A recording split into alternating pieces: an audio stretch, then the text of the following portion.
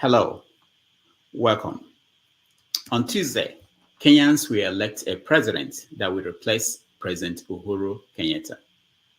The two main candidates, Deputy President William Ruto and opposition leader Raila Odinga, have made their final pitches to Kenyans.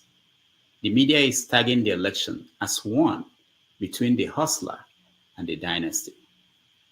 While William Ruto sells himself as the hustler, Raila Odinga represents the dynasty. The interesting twist is that the president supports the opposition leader, Raila Odinga, against his deputy, William Ruto. Polls show that it is a close election. In Accra, Ghana, the U.S. ambassador to the United Nations, Linda Thomas Greenfield, is on a 2-day visit. During the visit, she will go to markets and meet local farmers. She wants to see how the U.S. can work with Ghana to alleviate food insecurity. She will also deliver a speech on the U.S. foreign policy in Africa, with a special emphasis on food security. This is important as the ongoing war in Ukraine is impacting the global food supply. Meanwhile, African athletes shine at the Commonwealth Games in the UK. Different athletes are breaking records and setting new ones. It is 11 a.m. in New York City, 4 p.m. in Nigeria. Wherever in the world you are joining us, welcome to another episode of 90 Minutes Africa. I am Rudolph Okonkwo. My co-host, Chido Anuma, is off today. On our show today, we have a guest who is watching all these stories out of Africa on her plasma TV with the help of Koledowo. Yes, she did not start paying attention to African stories today. She started a very long time ago. Take a look. Unappreciated. Africa, Sahara to the Atlantic. Africa from Zululand to Yoruba land. Africa from Nile River to River Niger. Africa, rain and sunshine round the year. Africa with her greenery luster. Africa with coolness, calmness, a serenity unequal. Africa, your hospitality and warmth, taken for granted. Africa, raped and left desolate, yet richly blessed. Africa, your children scattered all over the world, crying for you. Africa, you are simply mine. Yes, that's our guest. She has been responsible for the removal of several presidents from power in Africa. Here is another example.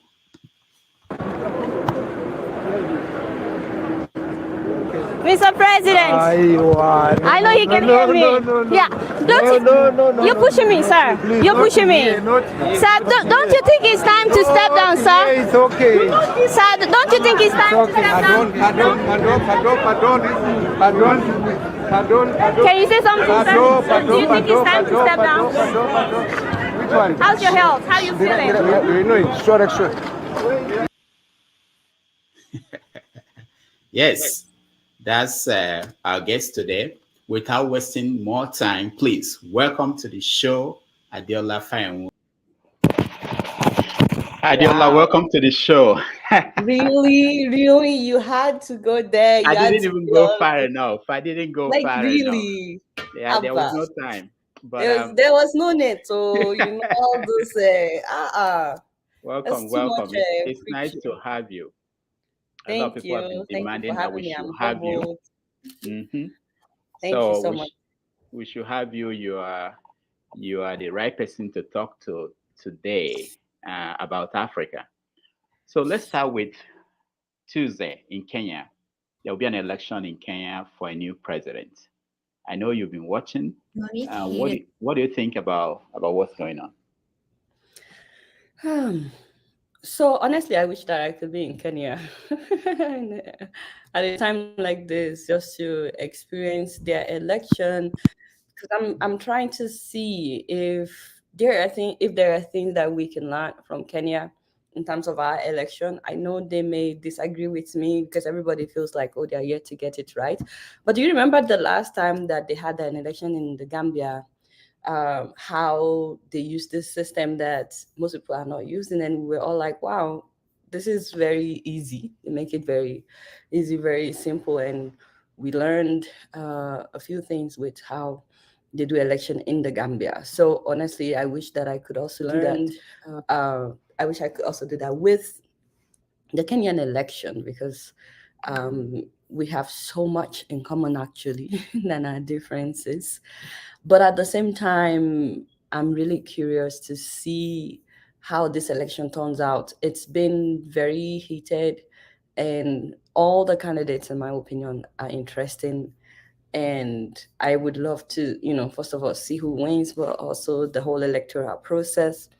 I watched an interview by BBC about how much money they spend on election in Kenya, and how the people are advocating that they shouldn't be spending so much on campaigns, I should say. But a part of me was laughing when I was watching that, when I was hearing the money that they were mentioning. Because, Nigerian officials, they spend way more than that.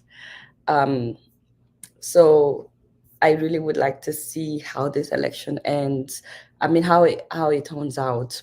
So speaking of the candidates being interesting, I was really fascinated by some of the candidates, and I wonder whether or not the country is ready for candidates like that. It's just like Nigeria. So I'm really really excited. I'm going through your comments, Dr. Damages, and the first one that stood out to me is by Oludare Ishola. And he says Adeola is getting fat. Wow. I think you're muted. I can't hear you, Rudolph.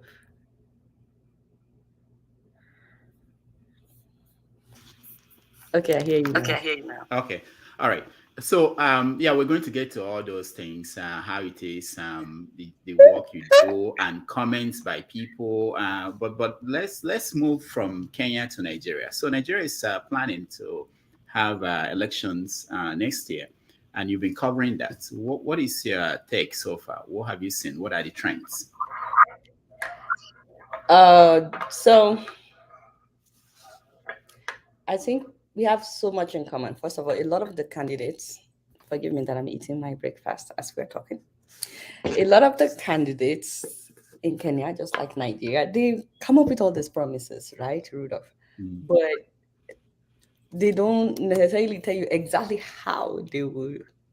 Read in the comments. Just Exactly how they would do these things. They don't necessarily say. But it's so convenient, so easy to say, oh, I'm gonna fix your roads, I'm gonna give you stable electricity, we're gonna create jobs. That's a very popular one in every country. Remember how Buhari said they will create 1 million jobs? We're gonna create jobs, we're gonna fix your roads, we'll fix electricity, Boko Haram will be gone in 3 months. I think the popular candidates in Kenya are doing the same thing in terms of, telling us they will do this, they will do that. But to be honest with you, they are not being specific in terms of exactly how they will fix these things. So I think that's a common ground that we have with them.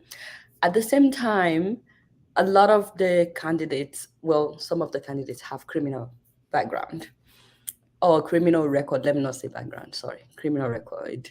And so the same thing is happening in Nigeria. Um, we have so many candidates that are, that have had criminal records, and they're still running. They're still very bold. So believe it or not, we have so much in common. Um, and then you have the people, the voters. tearing themselves apart, just like we do in Nigeria. People will kill for a candidate, and these candidates are actually not fighting amongst themselves, but the voters are always fighting to say my own candidate is better, my own candidate is the best. But I think there's a dynamic to what is happening in Kenya. First of all, the fact that the president is not supporting his own vice president, and he makes it public, he's not hiding it. In a way, it reminds me of Nigeria as well. I'm not saying that Buhari supported Osinbajo or not. I'm just saying Buhari's VP was also trying to be president. In Kenya, the president is not hiding in that he's not supporting the vice president. Also, the vice president, all eyes are on him in terms of his record. You know, there was a time that he was voted the most corrupt politician in Kenya. But don't forget that on the same list, the president is also there, and also Odinga is also on that list. And then I think the most fascinating thing happening in Kenya right now is seeing one of the most popular candidates is someone that wants to legalize the commercialization of cannabis. And to see how eloquent and how, the man, he's very smart. 16 degrees, this man has 16 degrees, and now he's a lawyer, well-read, well-traveled. And so I really, really am fascinated by all these candidates. I would love to see a woman candidate in Kenya soon. And it may look like I'm asking much, because even in Nigeria, we have not. But I would love to see, a woman run for office in Kenya as well, or become the president of Kenya.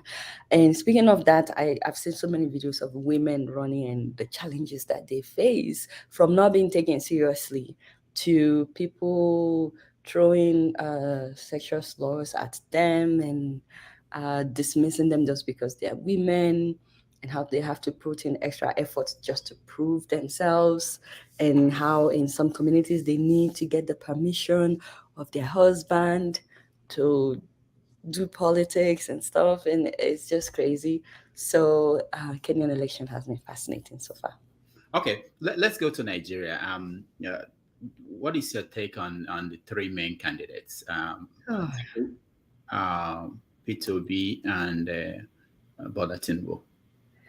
Don't put me on the spot like that. No, I mean, it's what you do every day. I just want people who may not. Wait. Did you just say Peter Obi and Bola Tinubu? Where did you put my father Atiku? Who?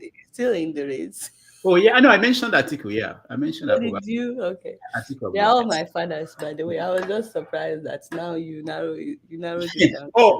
Kwankwaso too is still running, of course.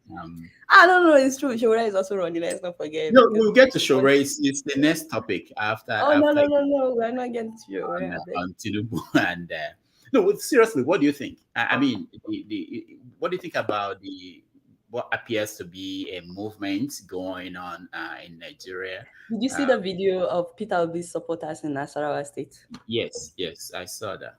And what do you think about that? It's definitely a movement. No, that's not us. No, what are you concerned about his campaign has been a movement, really. Yeah. It reminds me of when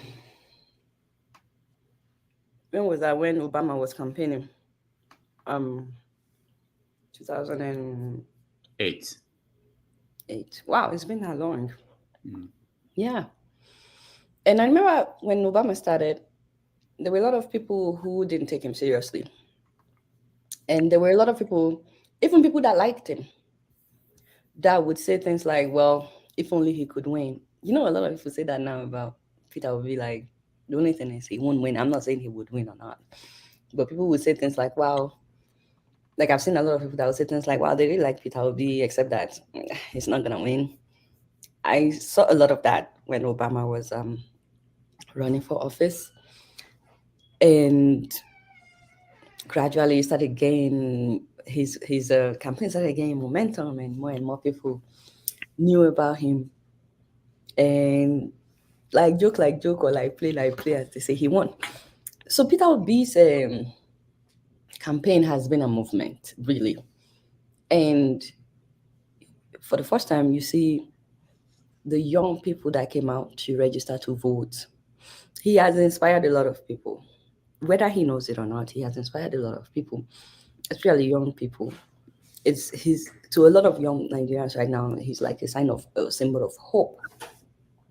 That okay, this is someone that is younger, and that they believe in.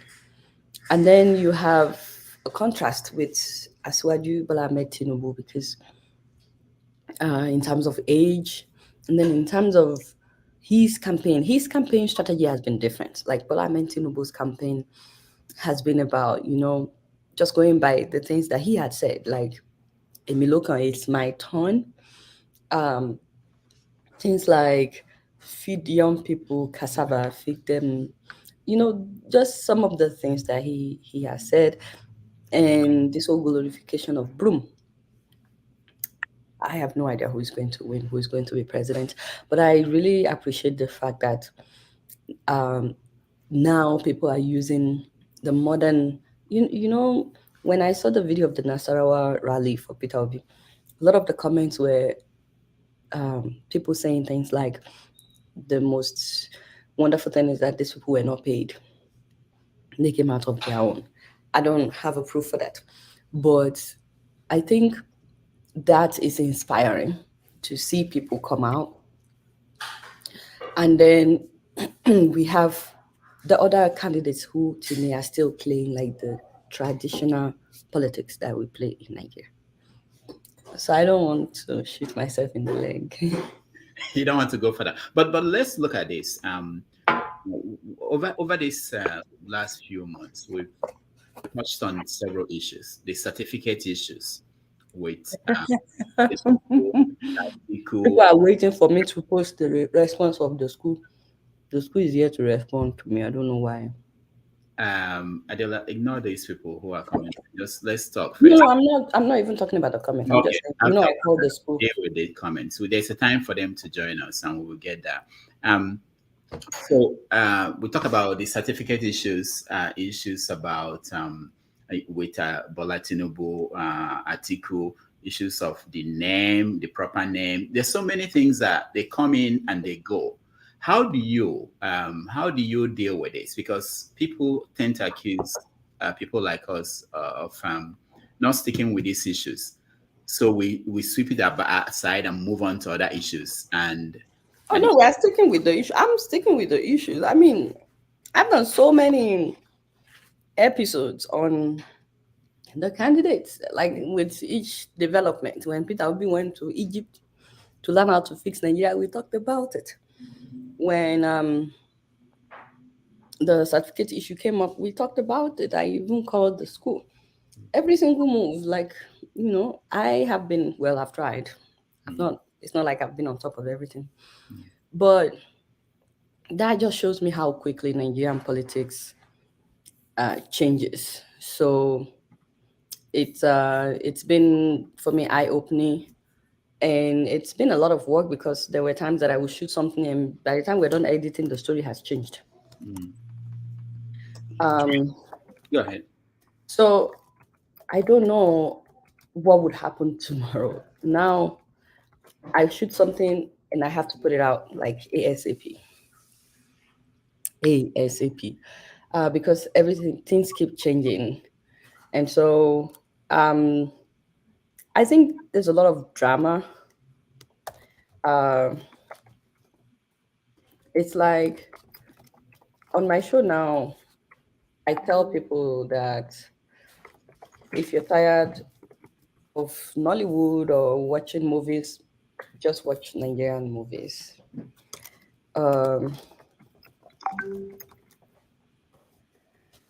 So that's why it's kind of hard to be on top of everything, because things keep changing. Okay, let me play a video before we continue of you. Thank you. Covering some of the stolen money, stolen by corrupt government officials that were there in the past. How true is this, and like how much have you been able to recover? I can't give figures now, and because of the legal implications.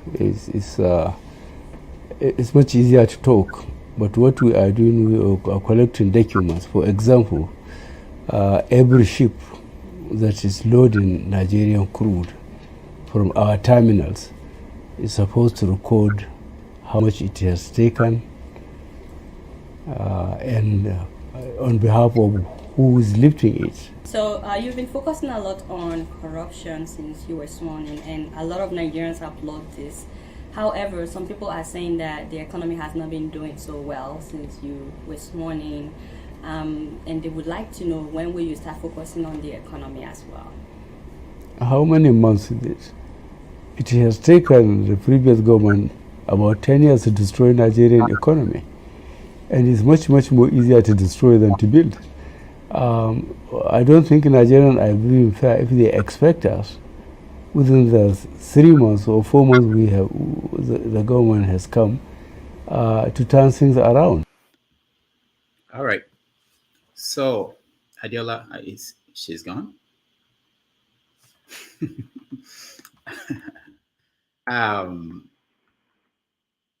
Where is Adeola? This has never happened on 90 Minutes Africa. All right. When she comes back, we are going to talk about her perspective on what happened with the Buhari's government. Why did the government fail? Someone said rapture. What Nigerians should be concerned about with the next administration. We're also going to hear from her about Shore and his campaign, and then so many other things. Let's see what's happening to Adeola. Why she decided to bail on us. Meanwhile, let me while we wait for her to come back, let me also play her encounter with President Goodluck Jonathan on the streets of New York City. Question: what exactly you are doing to help to stop Boko Haram? I know that you declared state of emergency and all that. We are working very hard on that. How exactly, sir? We are working very hard. And 3,000 people have died. Maybe you need to update your statistics. Thank you very much. When all right, thank you. It's okay. Thank you. He's our president. It's okay if he talks to us. Oh, please, let me take a picture with him. No. Just get me next to him. You got me, right? You got me? Thank you, Mr. President. You're actually a nice person. I do a show every week and I talk about you. Thank you. I hope you're watching it. All right. I'm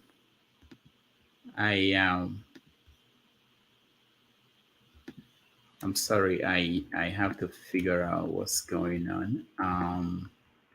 Some people are saying it has never happened. Okay. All right. Let me take a break, and I will be right back. We'll figure out what's happening. In the meantime, let's watch a little bit more of Adeola. For days, of course, people were like, why would a man of God, an anointed man of God, use policemen to harass a lady and put her in prison without trial? Only for the lady in prison to tell the whole world that she had an affair with the man of God for a whole year. We were like, no way, the devil is a liar. Once again, everything is allegedly, so don't let anybody quote me. She said that Suleiman was giving her thousands of dollars and taking her around the world, and that they were doing it together. This man licks me from head to toe. He said I make him speak in tongues. Stop it! Do you really have to play that? So she said that Suleiman got her pregnant and then proposed to her, and that she accepted his proposal, that he said he was going to divorce his wife, and then he told her to move to Nigeria, and she did. Upon getting to Nigeria, he allegedly gave her some juice, after which she was bleeding and she lost the baby. She also said that she was bleeding for months and that she almost died. So from that time on, she said that she could no longer reach the man of God like she used to, and he was threatening her. She believed that the man of God didn't want her to have the baby because that would have been an evidence of the affair, and that all they would have to do would be DNA test, and that because he would have more control over her in Nigeria, that's why he lured her to Nigeria in order to get rid of the pregnancy. pregnancy? Me, I don't know. But on March 3rd, Stephanie's lawyer, that is Festus Keyamo, wrote Apostle Suleiman. The letter said Apostle Suleiman broke her heart after promising to marry her and after getting her pregnant. So she's demanding for 500 million naira as damage control. Ladies and gentlemen, the very same day the letter came out was when Apostle Suleiman sent policemen to pick her up, to beat her, and to put her in Kirikiri prison. Stop right there. You know, just for 1 minute, my people. Forget that this man is a pastor, okay? Let's just assume he's a regular guy. If somebody should send you this kind of letter and you know that you are innocent and they're asking for 500 million, would you send police to go and beat them up and put them in prison? Especially considering the fact that this same man of God told everybody that he didn't know Stephanie, that he did not know her. He said that he has never met her, but he had her put in prison. Also, after they put her in prison, he charged her with terrorism. He charged her with terrorism. All right. That's a little bit of okay, she's back. Very good. So New York network, for how do I say it? Yeah, I know. No, I'm in my village, sorry. Yeah, thank you so much for coming back. And so let's continue to look at Nigeria and the politics before we get into other things. I wanted you to talk about characters like Suleiman, but before we move to other things, Showore, you know him. He's running for president. What is your take on his efforts? And I'm always excited when I see people go beyond just talking about the issues in Nigeria to trying to make a difference, trying to do something about it. I don't think that we would understand the impact of Showore running. This is the second time that he's running until later on, because I feel like, believe it or not, he has inspired a lot of young Nigerians. I'm not saying he's young, he's 50 something, but a lot of young Nigerians to go beyond talking online to actually trying to make a difference. So, and the only thing that confused me is that I don't know if you can be a politician and an activist at the same time,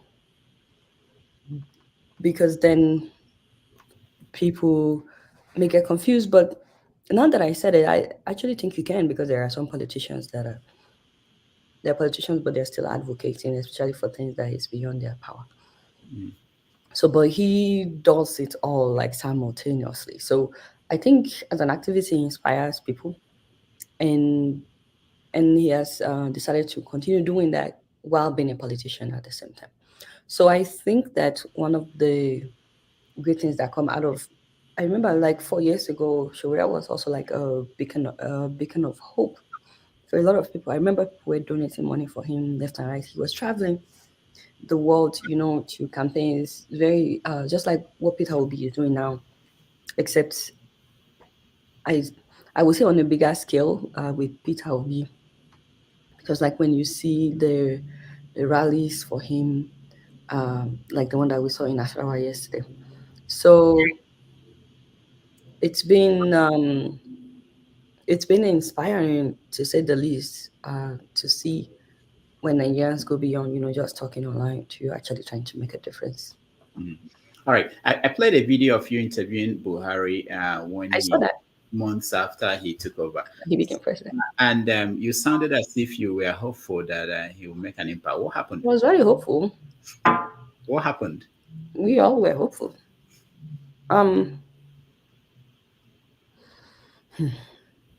What happened? I don't know if that question is for me or for Buhari. For you. I mean, based on your assessment, he's one of your fathers, I know all of them are my fathers, right? Yeah. So you know what happened. You are my father. You should know what happened. I don't think I personally did a good job in my research about him, because not until recently, when this whole, giving money to Niger, consulting train to Niger, not until then did I, It's like, seriously, what is this fascination with, or this obsession with Niger Republic? And I got to understand that his dad is from Niger Republic. He was born in Nigeria, but his dad is from Niger Republic. His mom is from Bono. And I was like, oh God, like he's not a real Nigerian. Not in the sense of I mean, the man is more loyal to his father's country. His loyalty is not even with. And I was like, why the heck didn't you contest to be president of Niger Republic? You're obviously more loyal to Niger Republic. Why can't you just go and be president of Niger Republic? Why do you have to compete to be Nigerian president when your loyalty is with another country? Do you see that as a serious conflict of interest right there?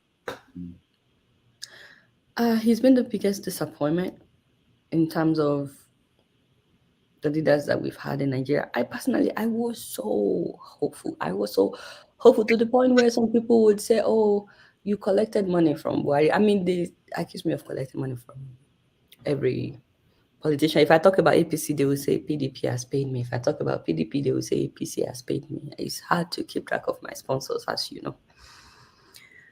So I think what happened was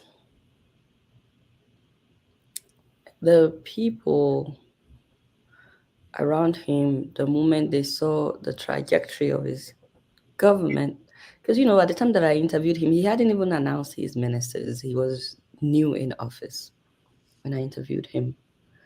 And then the second time that I tried to interview him, you know what happened? You were there in that room. First of all, they didn't allow one-on-one interview because by then we could see where things were going a little bit. This was 2017, I think. And we were trying to interview him. After agreeing, when we got there, they said, no, it will be press conference. And then there was no, and they didn't even have it in mind to actually have a real press conference. Remember, after he came in reading this long speech that made my stomach turn. And then after that, he wanted to leave. He wanted to take pictures with the media and then leave. And then you remember what happened when they said that? Okay. I don't want to bore your viewers by telling them this story. Now let's look at another person that was I know you interviewed him again, the vice president of Shibajo. I don't know what is your take on how he was treated by the APC, or what happened to him? I didn't interview him again. I wanted to interview him when he was in the race, and people say that after he wins the primaries. Unfortunately, he didn't win the primaries. So you were asking my opinion about how he was treated. Yeah, exactly. I think my father miscalculated. You know what I mean? You know, I'm always giving them advice on my show. I'm like, daddy, you know, do this so your life can be better. Give your life to Christ, and your life will never remain the same. What did you advise him that he ignored? For a long time, I was like, if you are not part of what is happening, because everything is going haywire. This government has been the worst that we've had. If you don't support everything that is happening, step down as vice president. I personally think if he had stepped down, either join another party or form his own party, I'm sorry to say, but he would have been the Peter Obi of today. Peter Obi is very, very popular right now. Did you see the video of him at Dunamis Church? Yes, we have that video.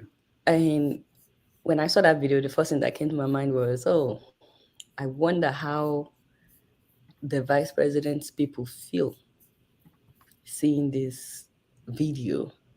The whole, Peter Obi, when the biggest church, they were screaming.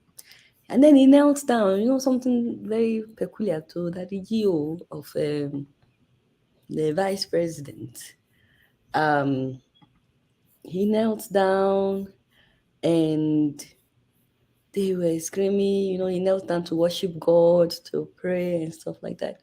And I said to myself, then the vice president and his people right now would wish that this was the vice president. So I think if he had stepped down and then decided to run again, that he would have been people's love right now. That's just a personal opinion. Let me play that video for our viewers, a little bit of it before we continue.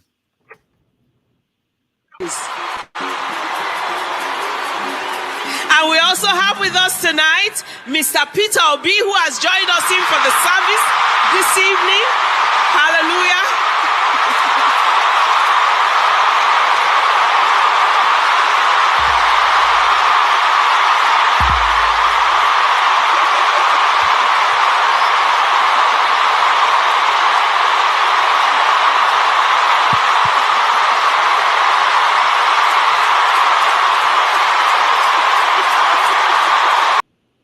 All right. You just said that this could have been the vice president if he had.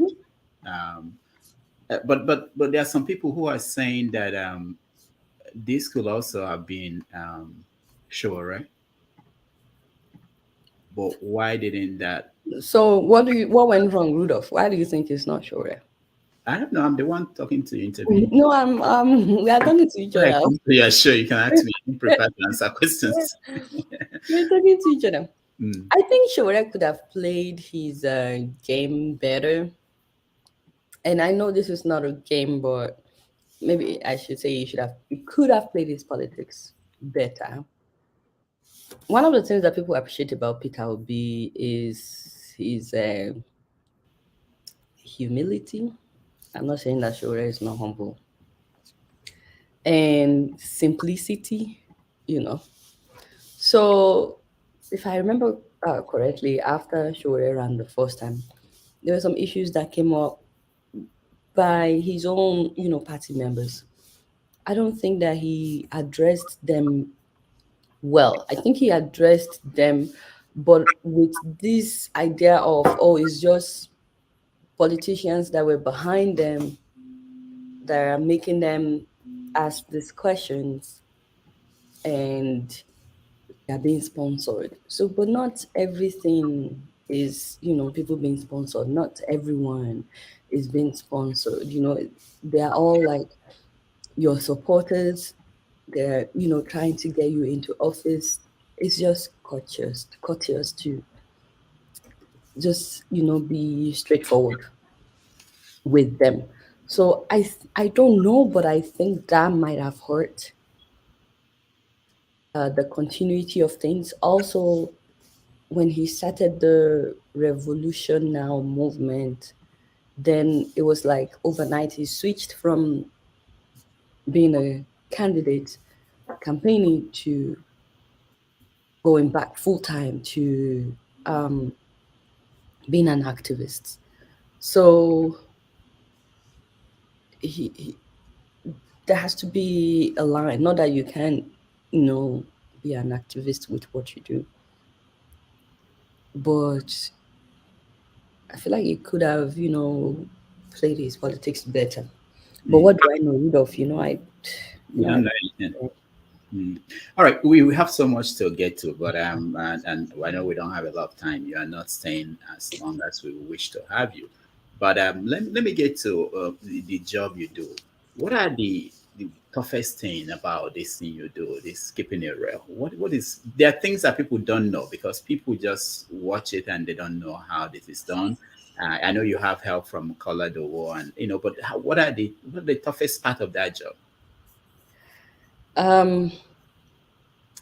Eating while you're doing it, and you don't have time. Don't make me go. Eating while you are doing it. No, what is it? Because people see these things. You don't have time to eat. It's hard. Now, no. There are some serious issues I want you to talk about. Like the video of you talking about Apostle Suleiman. Have you had a lot of pushbacks from people? Oh. One other thing I forgot to say about Shore, sorry. I think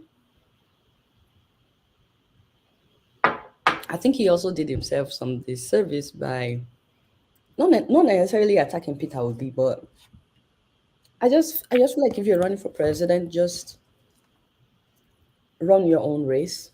You know what I mean? And I'm not saying this because it's Showere, I would say it because it's anyone. Like run your own race. There was this video where he was talking about how Peter Obi has no structure. I just feel like in that instance, he was doing himself. So does that make people want you more if you're trying to put down another candidate? And that's one of the things I really like about that professor in Kenya that wants to legalize commercialization of cannabis.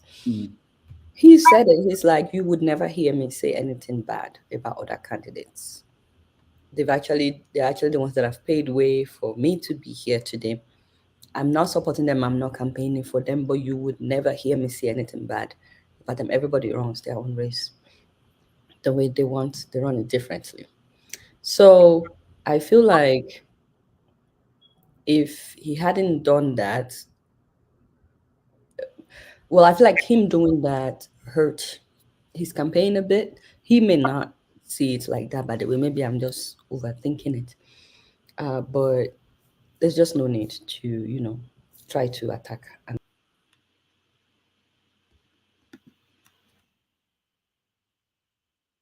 Okay. What happened to Adeola again? All right. While we wait for her to join us again. Okay.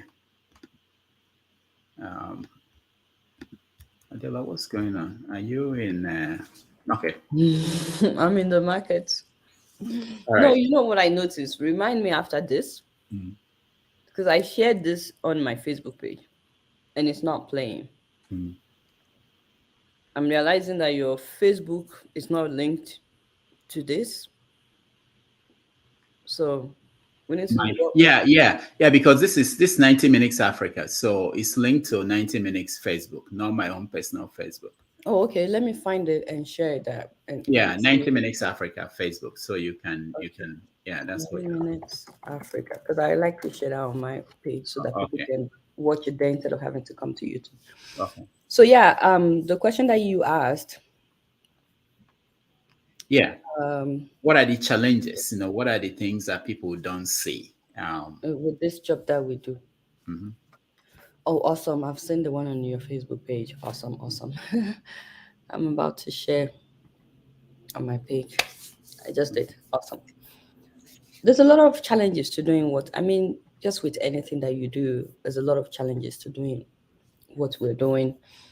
I think for me, you have to first of all fight for the right to be heard. Does that make sense?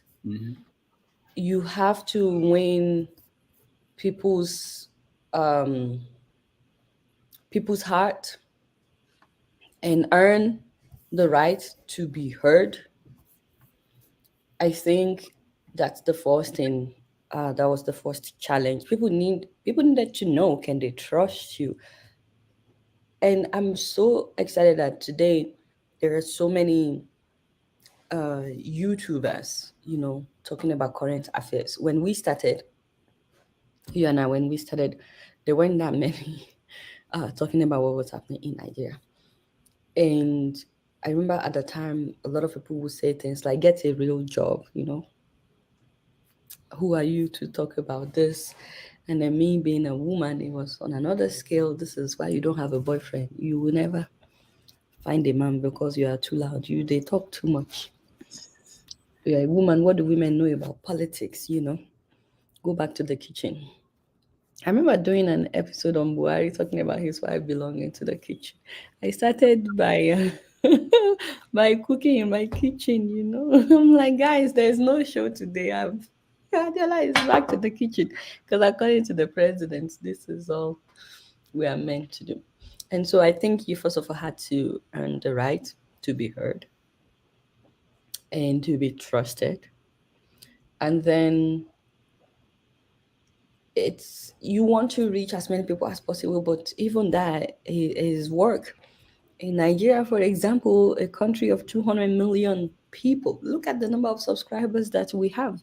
It's not even a tip of the iceberg, and it's not even a drop in the bucket. So we're doing all this work, but then at the end of the day, the ratio of people seeing it compared to the population, and that's just Nigeria. Let's talk about the rest of Africa. Sometimes you wonder, is anybody even seeing what you're doing? And then you knew how I started when I went solo. And let me know if this is when you want me to talk about that and share my amazing pictures. Yeah. Oh, okay. Okay. Yeah. But I learned, over the years, it's just start from where you are. You know what I mean? You don't have to have everything perfect, but just start from where you are. Use whatever you have to get what you don't have at the time. You don't have to have a lot of money. You don't have to have everything perfect. You can do so much with little. That has, that has been my story. And then you have to constantly be on top of your game in terms of following the news, knowing what is happening, which can be a lot, especially if you still want to have a life. It can be overwhelming. It can be so much. So I think for me, some of the challenges have been like funds. When you think about people that do what we do in America, people that are in this line in America are people that are doing like the late night shows, for example. The number of people that work with them, I mean, Rudolph, like on the Daily Show, how many people work with them? I went to see David Letterman, and they have over 300 people working at the Late Show with David Letterman. Yeah, more than 300 people. Um, so you have only Koledo. Now, let me also talk about. I want you to talk about how do you handle Wow. viewers? Do you know what we can do with 300 people, Rudolph? Yeah. Mm, mm, mm. How do you handle comments?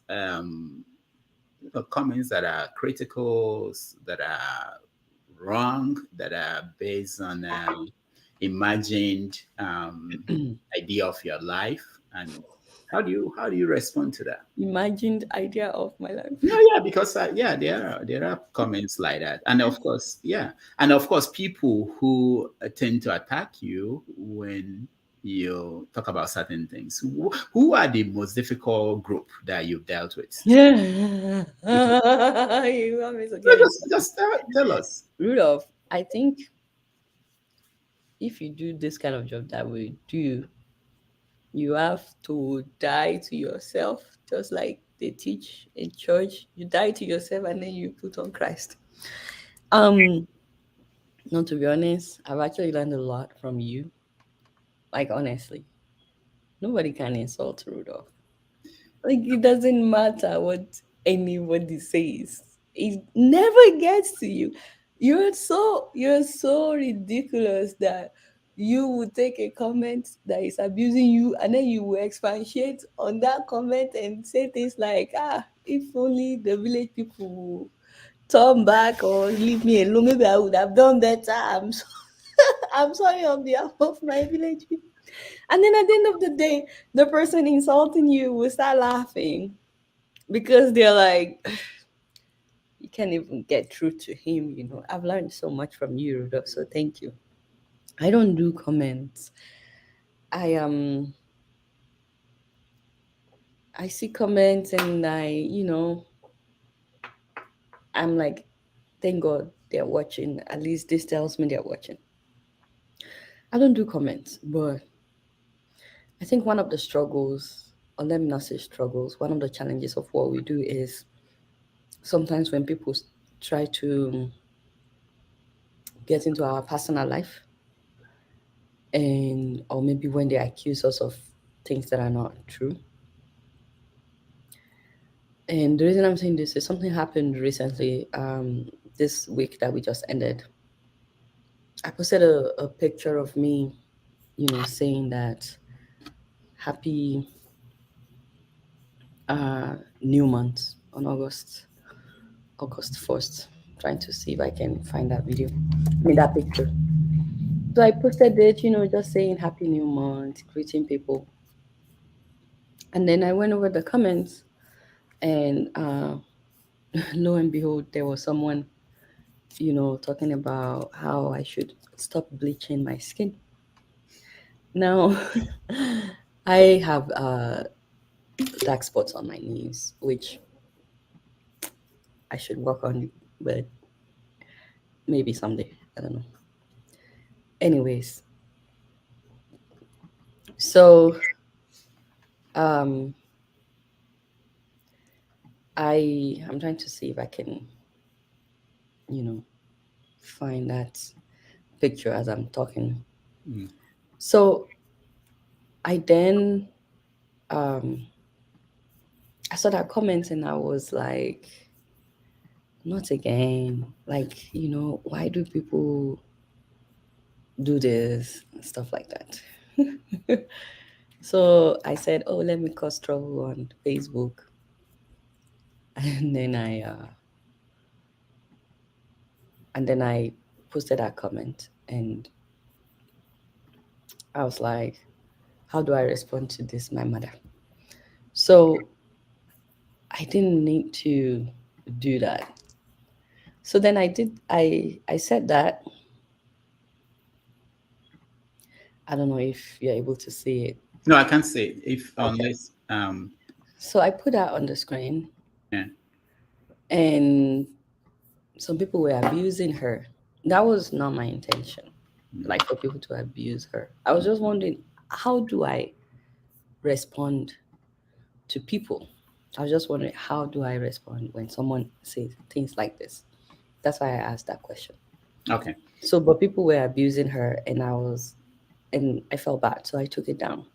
And then when I now brought it up with Victor, he was like, well, I've told you not to, like, you were not supposed to do that. So that's the picture. I don't know if it's showing. No, it's showing here. I know I should have given you. Oh, okay. Let me see if I can add this here. Yeah. So I think maybe because they saw the dark spot on my knees. Anyways, not to cut the long story short, Victor was like, this person commented, and maybe a few people saw it, but when you highlighted their comment, then everybody saw it, and I felt really bad. I took it down. That wasn't my intention. But I learned every day that with what we do, you have to be really careful. Every little thing that you do can be magnified and turn it. Even my email, I tell my guys, I say, when you respond to my email, please keep in mind that anything you write can be published. Especially when you're the one criticizing people, you have to be extra careful, because there are people, believe it or not, who are waiting for any excuse to say, see, we knew you're not better, or also this kind of person you are. So I think every single day you wake up, when you do what we do, you have to consciously wear this outfit called humility and be there to yourself. Have no feelings at all. If anybody abuses you, yabs you, just pray for them, move on, because their abuse will not be publicized, but your response will be made public. And I mean, look at what happened to Will Smith. I feel bad for the man, for both of them actually. And in like 1 minute, everybody sort of forgot about the great things he's done. So I think when you do this, you are in the limelight, and it doesn't matter. Somebody may be having a bad day when they're writing a comment about you. It doesn't necessarily reflect that is the kind of person they are.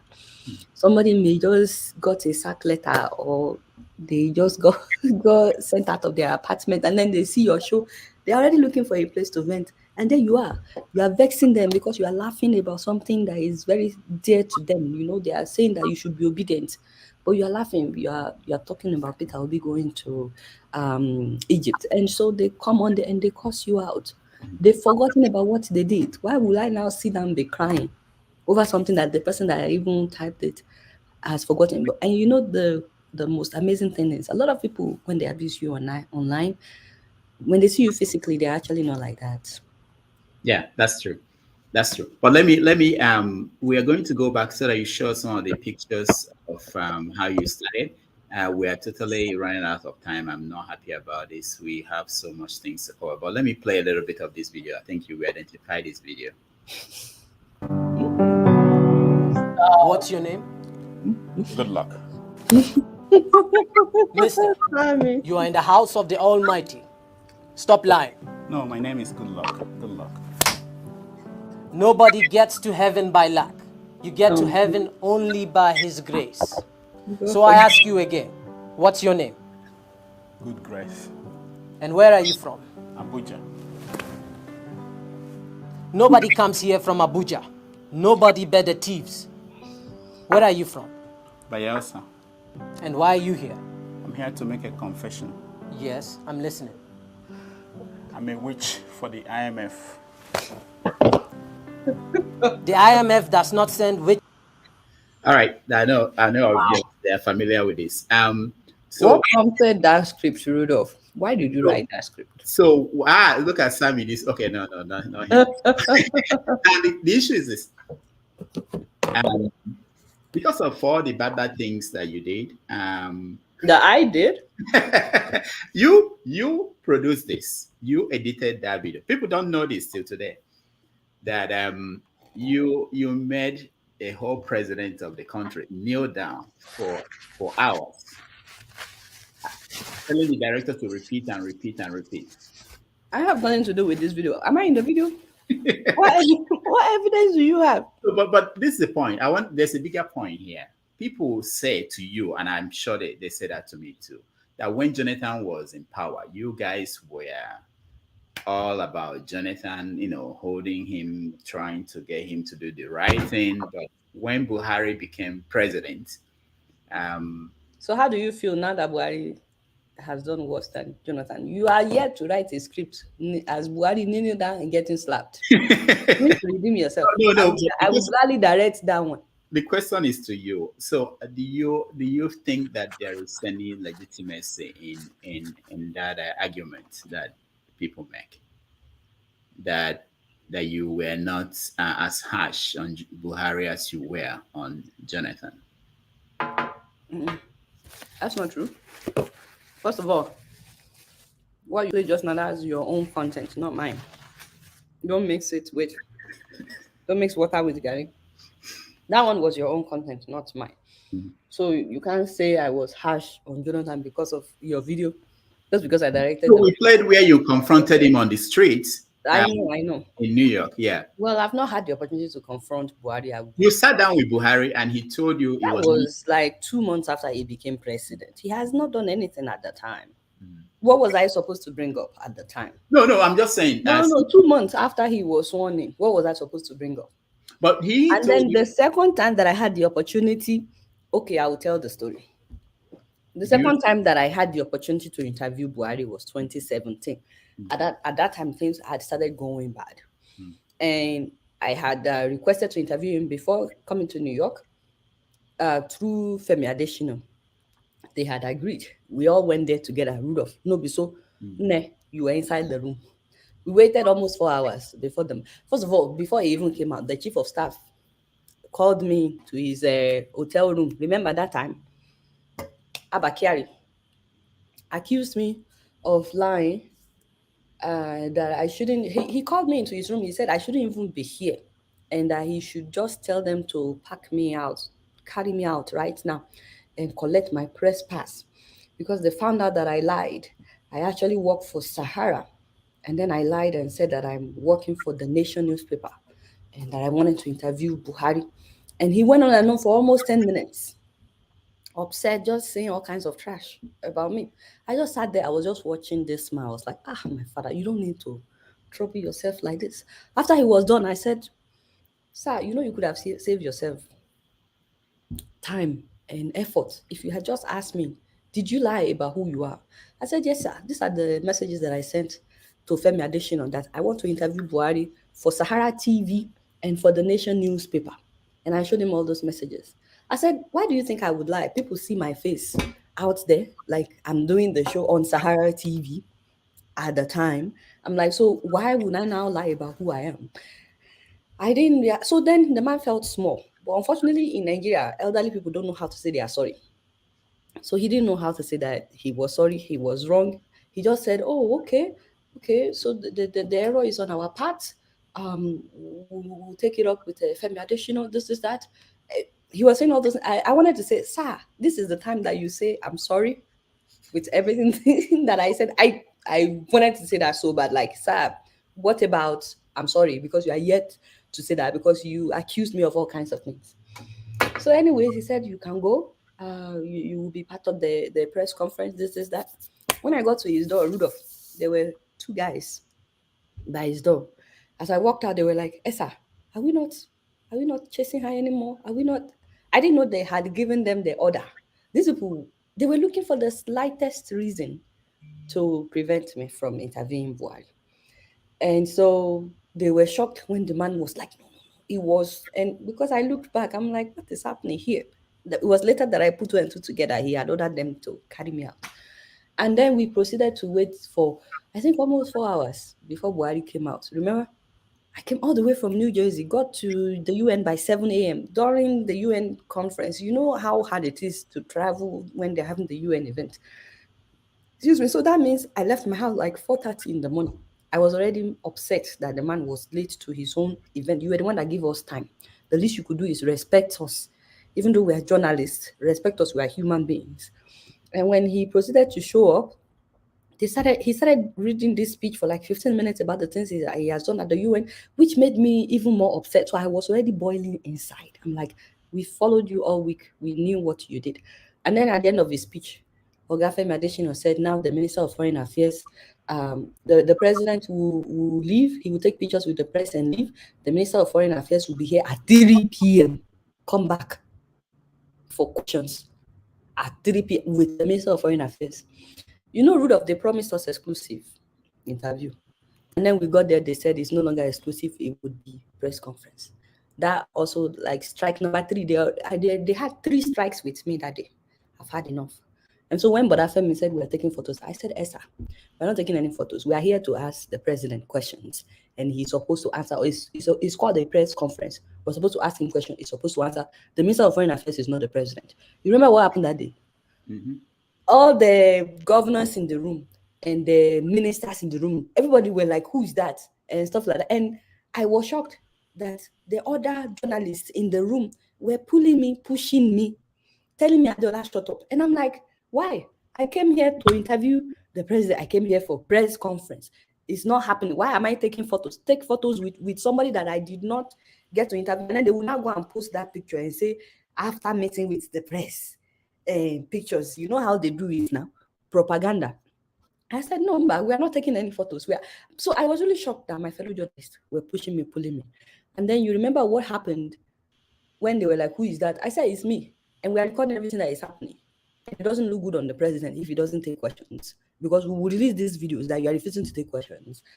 And you remember what happened that day? Please correct me if I'm wrong. Like you always say, or correct me if I'm right. The Minister of Foreign, they all put heads together doing their short meeting. And then the Minister of Foreign Affairs said, I guess the president can take some questions. I was like, what the heck? Who is the president? Now you be president. Why are you the one saying the president can take questions? But I didn't say that out loud. But I wanted to. So, but anyways, suddenly they said Buhari would take some questions. And they only picked you and Osasu, right? They only picked 2 people. And I was very happy because I knew I would ask my own question by fire, by force, whether they like it or not. You went, you asked your question. Osasu went, she asked a question. And then I didn't raise my hand. I said, Mr. President, people have been lying about you. And you remember what Buhari said? He said, what are they saying? He didn't know he had called on my name to ask my question. I said, they're lying, that you're not really the one in charge. That is your nephew, Mamandora, that is in charge. And he started talking about how, no, he's the one in charge. He's the one that campaigned. He's the one that did. He didn't know he had already what? Answered number 1 question. And then they finished that. They said, no more question, no more question. Now pictures. I said, let everybody go. I want to take pictures with my Sahara people, because I knew I would have the chance to be next to him to ask my second question. And I said to Simon, please keep rolling the camera, whatever you do. And so after that, when everybody had taken pictures and we got next to him and we all smiled, we took pictures. I turned to him, I said, Mr. President, you promised you will bring back the Chibo girls. Exactly what is it that is delaying this? What are you doing really? And the man looked at me because I didn't ask it as a question. It was just a conversation. And he looked at me, he started talking, started explaining. And then the governor of Zamfara was like, Adeola, you this girl, your wahala is too much. And I turned to him that day, I said, Esa, the president is talking to me. You want me to ignore him? That is very disrespectful. And I turned back to the president. I said, Esa, you were saying. And Buhari looked at me, he looked at me. He didn't know what to say. And then he continued what he was saying. And I remember the governor of Zamfara, I think that was the former governor of Zamfara. The man was shocked. I don't know, maybe a woman has never talked to him or anything. But I just found it. I'm talking to the president. What is your own? Why do you need to come and be asking me, telling me my wahala is too much? Maybe we're having a conversation. Excuse me. So that was the second time that I've had the opportunity. It wasn't really an interview because they didn't grant an interview. It was a press conference. But if I had the opportunity to interview him today, I'd gladly do it. Except I know they won't want to do an interview right now. The man has really messed up. So when people say that I'm not as hard on Buhari, that's not true. My shows, the number of shows that I've done on Buhari's cluelessness and incompetence is, I can't even name them. I just did one recently about, this whole idea of giving money to Niger Republic. And because Buhari had 2 terms, and the whole 2 terms have done several videos about his incompetence and the things that he's doing and his failures. And I did a video about how, the people of Niger should please come and carry their son, because he's giving us too much trouble. We don't want him in Nigeria. Anyway, so I don't think that I was harder on Jonathan than on Buhari. I've done several episodes about Buhari, and I've not had the opportunity to ambush him on the street. No. Like I did with Goodluck Jonathan. It wasn't like I plan on ambushing anybody. I don't ambush people, by the way. Okay. But any opportunity to ask my question, I would. Yeah. We are going to let our audience join, but I have to. Oh, I forgot that they will join. You are talking, but it's very good you explained this. That would be an answer I'll give to people when they bring it up for me to answer. Let me play a video because recently, a year ago, you had a baby. I don't know if everybody. I'm sure everybody. I had a baby. So today's my birthday, July 6th, and of course I had my baby yesterday.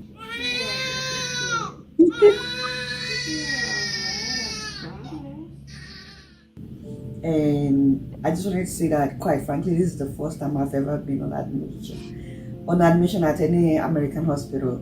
Even though I've lived in this country for so long, this is the first time I've ever been on admission. And I was just really challenged by everything I've seen so far. I mean, they moved us to a different room this morning. That other room was even bigger. And just look at it, all because I came to have my baby at the hospital, the kind of place I'm staying. Very, very nice. All right. So, I mean, you've been big on hospitals and infrastructure in Nigeria. That is all I'm asking for. Give us good hospitals, fix our roads, give us electricity. That is all. I will stop talking if they just do those things, man. Now, so it's so you have a baby. It's Zion. She's 1 year old now, and you also have a husband that people don't know about. Recently, you have he's been showing up. A husband that people don't. Yeah, people don't know. Yeah, and recently he's been showing up, and I have this. This is something I want to get to. People don't know that you have several talents. It's not just about doing this show. You're also a bona fide musician. So recently, your husband celebrated his 40th birthday, and you released a song. This should be on the Billboard. Stop it. Let's see if we can find it. Going out and about at night. Poor Zion, they did not let her sleep. And why do you look so beautiful? At night? Because it's my birthday. Because it's your birthday. Yeah.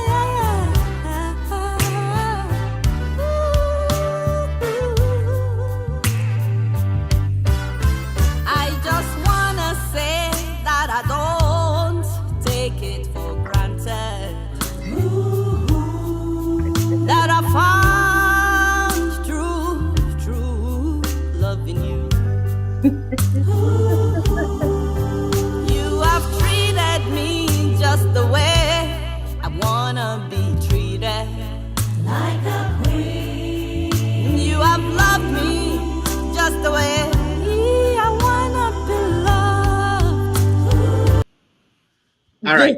Okay, because that swing reminded me of Apostle Suleiman. Yeah, I was going to say. Suleiman I and was his going wife. to say that. Anyway. Oh, I was going to say So that. that's wonderful. I think I know you have to run and go to church, so I want our viewers to have an opportunity to speak to So you, a little bit. while the viewers are coming in, I guess I could be sharing. Yeah, you can share your my yeah beginning. how you started, because most people don't know this that okay. Let me know when the files are up. I will up. Okay. I don't know if You did it last time. yeah, I did it last time. No, but you can be bringing people in. Okay, all right. Oh, we have our people here. Okay, let me bring them in. Declan, welcome to the show. Declan, oh my God. Yeah. What? Femi, welcome to the show. Oh no. Mama, welcome to the show. Oh my God. Hi, Doctor. Hi, Adeola. Why are you doing this? Hi everyone. We have Ola, welcome to the show. How many people do you want to bring in at the time? Not be one by one. Welcome to. No, what will happen is this: we don't have time. Gender equality. Right now, you have 4 men and 1 woman. Where is the fear of God? Paul, welcome to the show. Wow. Thank you.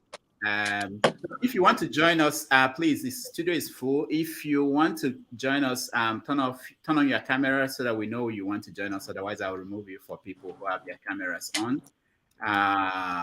Jude, welcome to the show. And all right, so what we're going to do, we get 3 people to ask questions, and then we go to the other 3. Adeola will respond to you guys. You have to be nice. You know, if you're not nice, I will bring color the way. All right. So let me start with Declan. Welcome. You start. Hi, Declan. Adeola, how are you? I'm good, and you? I'm good. So I have a couple questions. Oh, stop. As I was going through and seeing the video clips and then listening to you and Rudolph talk, I remember, not that it matters, but I was in the room when you interviewed Buhari for the first time. And as I think back to that moment, do you wish that you would have asked him a different question? Do you think there was a question that you would have asked him that you didn't? Right? If you can kind of look back. And then the second one is, since you've kind of gone more independent, do you think that your creativity and a lot of these sketches, right? So like we had the thing where Sammy Disu slapped Rudolph as Jonathan. Do you think that the creativity has changed, and maybe that's part of the reason the creative outlets have shifted, and that might be why people feel like you treat Buhari different than Jonathan? Because in those days, and I was there for some of them, there was a lot of banter and a lot of ideas were being exchanged, and people would just torment these people. And now that we're kind of doing these other things, maybe we don't have that interaction. So those are the 2 questions, and I'll quiet. Very, very good questions. Let's go to Ijoma.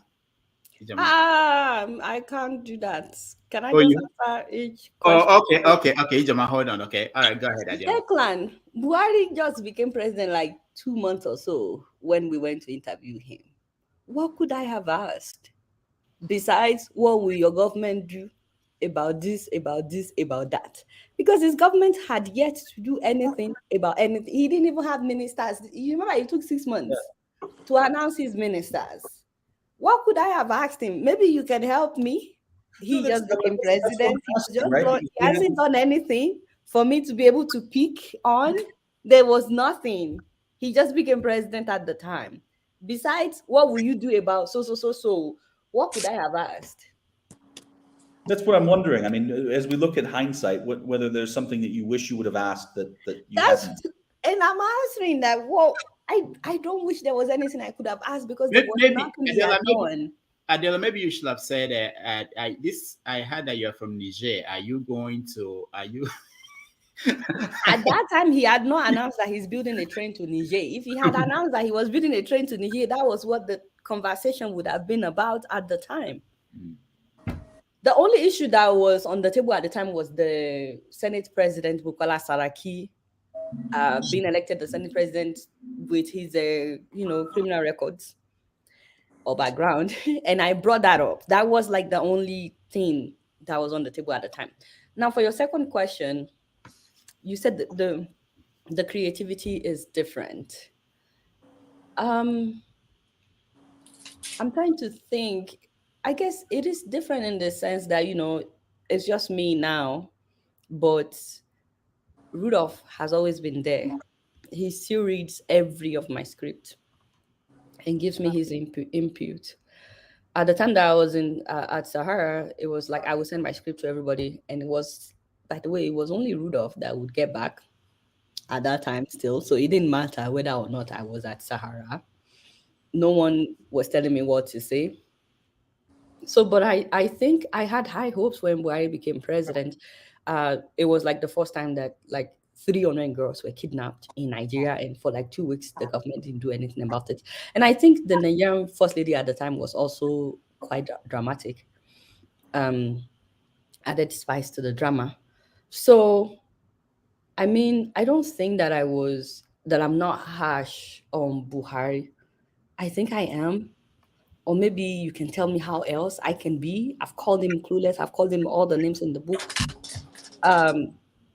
Because, and he's obviously, he obviously doesn't care about Nigerians.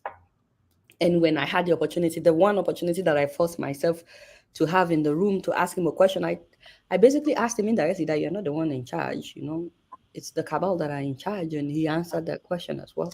And I asked him about the Chibo girls. So honestly, I feel like I'm doing my best in terms of, questioning Buhari as well. I don't know what I could have done differently, but I'm always open to advice. Maybe you can advise me, Declan. You're a good advisor, actually. You're advising people in Kenya, in Nigeria, all over the world. Maybe you can advise me on how I could do it better. All right. Thank you. Let's go to Declan. Invite us to Kenya. This one that you're shopping life alone in Kenya is not fair. He invited me. I heard you now have a private jet. We are journalists. We can just tag along in your private jets and all right. the Kenyan election. Adeola, you don't have time. We have 10 people here and there are more people. Me, I have time. You are the one that don't have time. Once my time is off, man. You are the one that don't have time. Don't disappear on us. That's all I'm worried about. Ijoma, go ahead. Ernest. We can't hear you. Can you hear me now? Okay, good. Yes, we can hear you. Okay. Hello, everyone. Hello, Adeola, and hello, Dr. Dapis. Nice to see you, Adeola. I just want to ask a question to you, Adeola. Okay. Being a journalist and be covering Nigerian politicians and be covering, the presidents, whatever, I'm listening to your story. It seems to me that it's very, very stressful, particularly the women, someone like you as well. And I want to ask you a question. Through your experience, what you have, been through, what will you think? What do you think would be done, or your advice to fellow women, to fellow girls coming up, to do what you're doing? Because I think you're doing a very great job. But what do you think can be done, or what do you think that can be practice to support women in this part of your profession? And secondly, also, I saw what I think also with the questioning with comments and all these kind of attacks.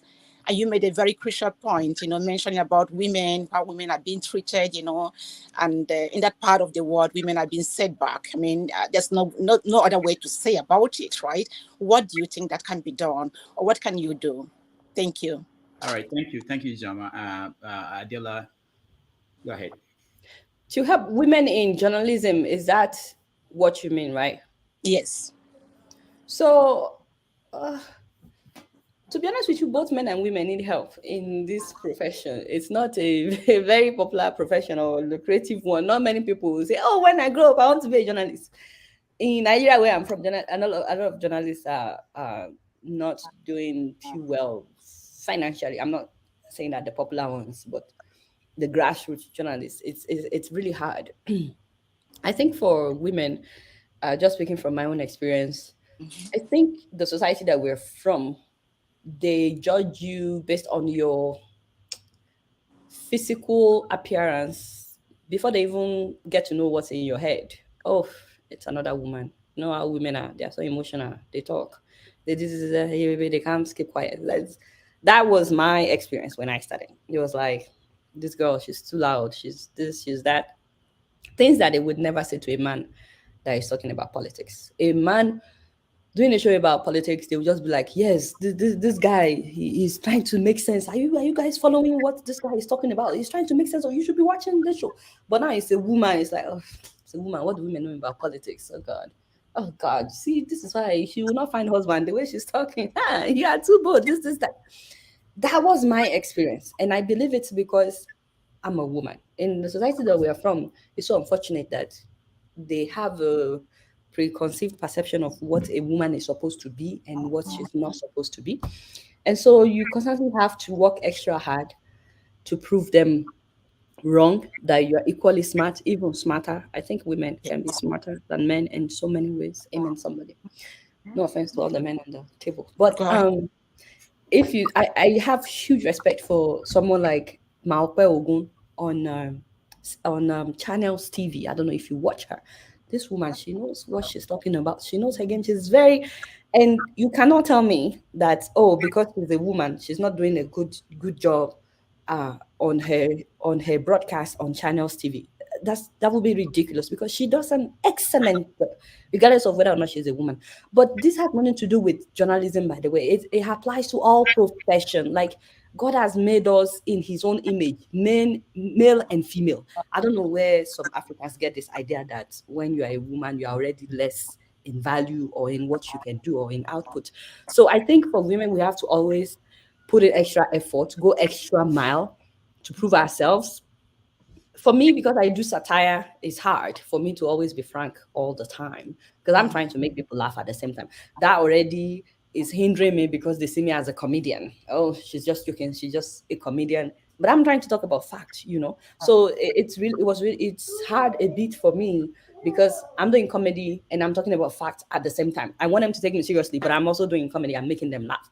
So I think when women go into journalism, they just need to go extra mile to prove themselves and not let anybody hold them down. Eventually, the respect will come, the acknowledgement would come, but you can't say, oh, because I'm a woman, just let's give me some slack. No.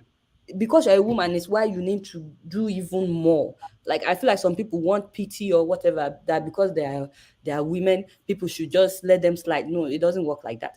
It's because you're a woman that you need to do even more. It's like being black in this country, America. Like, I didn't know I was black until I came to America. But when I came to this country, when I came to college, me and my brother, we were 6 weeks late into the term. And they had every reason. They believed that we would not do well that semester. And so I think that actually really fueled me to make sure I got A's in every course that semester. Make sure I got on this list. Because I hated the fact that because I came from Nigeria, they were looking at me like, you're 6 weeks late, you need help. And I'm like, no, I don't need help. I have brain. Whatever it is that you guys have learned, I can catch up and do even better. And I made sure I did. And till today, I have one professor that will come here and say, I've been teaching this course for 20 years. Nobody has ever presented like you did. I'm still looking for someone that will present. That's not me showing up, by the way. I'm just trying to say that you work extra. You don't say, oh, I'm 6 weeks late. That's why I didn't do well. Don't use being a woman as an excuse to slack in any way. Use being a woman as the reason to go further than you is expected of you, and then nobody will have anything to say about your work ethics. All right, Adeola. Okay, thank you, Abiola. Thank you, Adeola, very much. Very, very impressive. I'm very, very happy to hear all this from you. And I think those watching, you have given a lot of an empowerment. And I hope and wish that maybe that you use your platform, because it's very strong, to push the women up. And then we will support you. We are there. And all the best. And bye-bye. All right. Thank you. Thank Bye. you. All right. So I'm thinking about how do we do this now? We have to do a lottery to decide who. No. Go ahead. Let's keep taking them, Rudolph. It's One fine. by one. Yeah. Go ahead. Okay. Go ahead. Just one question. Don't go beyond one so that we can get everybody. Ola, go ahead. Can you hear me? Yeah. Okay. Hi, Adeola. Hi, Hi. Dr. Rudolph. How you doing? My question for you, I think I asked you some years back. We're in the same room, somewhere in New York. I don't know, with Abati. They were all around for some September stuff with my uncle, who is Dimeji Abitogo. And I asked you at that time, I said, is call it the war, black, white, man or woman? This was the same exact smile I got. I never really got an answer. Hey, but let me stop you right there. Don't vex. He's just asking a question. I know who doesn't like it when people doubt. I said, let me talk to you. Okay, let me talk for you. If you don't want me to talk for you, come and show your face. See, he doesn't want to show his face. He doesn't like when people doubt him, my brother. Don't do that. Do not doubt the authenticity of Koledowo. Because next time you come on the show, he can remove your photo like that, which I don't want him to do. Yeah, Ronaldo, you dribble too much. You dribble too much. My real question, right? No. That's not the plan. That's the question. Let him ask his real question. How about Rudolph? Don't be an enemy of progress, guys. Dr. Rudolph. Okay, anyway, it'll be quick. It's a very quick question. I've been following you for years, obviously with Dr. Rudolph as well. When you switch from Sahara as a platform to your platform, Adeola Fayehun, right? The question is this: what was your biggest fear when you were trying to make that switch? I'm asking because I'm a content creator as well, and also, what was your biggest fear, and how did that transition affect the show negatively or positively? I guess my biggest fear was how to survive financially. Even though I was not making, I wasn't making money where I was. So just say making a killing. At least we were getting by. You know what I meant? Like we were paying bills somehow. And then I wanted to go solo in New York. Declan is writing her. Declan is a witness. Anyways, but the truth of the matter is, I've been there before. I've been in worse situation. When I started freelancing in New York, because I was freelancing the whole time I was at Sahara. When I started freelancing in New York, I was making like $850 a month. Jesus. Living in Brooklyn, my rent was $600. Okay. And phone bill was $50. So calculate what's left to eat in 1 month.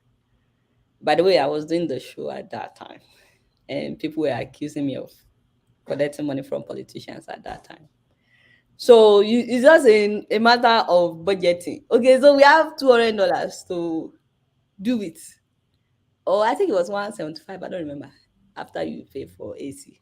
AC was $25. So I've been there before and I survived. You walk where you can walk to. You only take trains where you cannot walk to, that kind of a thing. But you're very passionate because you want Nigeria to change. You keep doing this thing that is not lucrative in any way at all. And it comes with all kinds of abuses. On top of you not making money, people are yabbing you left and right. And you can't find a husband because you talk on... I'm sorry. I was not looking for a husband. But people were always saying this is why you're not married. So anyways, I think the biggest challenge going solo was, how do we keep body together? But then I welcome challenges like that, and it really made me work even harder. And God has been so faithful. If you are a close friend of mine, you would know there's a phrase that I say a lot. Someone like Rudolph will tell you, and it is, God is faithful. I'm always saying God, because I tried to do something else, my brother, because this thing was not lucrative in any way you can think of. I tried to do something else. I tried to apply for other jobs and all that, and God will always shut those doors. It was really hard. And then on top of all this wahala, my brother, I did not have my residency. my green card to work anywhere I wanted, I only had like freelance visa, which limited me hugely, immensely. I was not illegal. Like, I don't want anybody to get misconception. And nobody is illegal, by the way, in my dictionary. I'm just saying that I wasn't breaking any law. Like, I will always go and renew my media visa every 2 years. So life was really tough.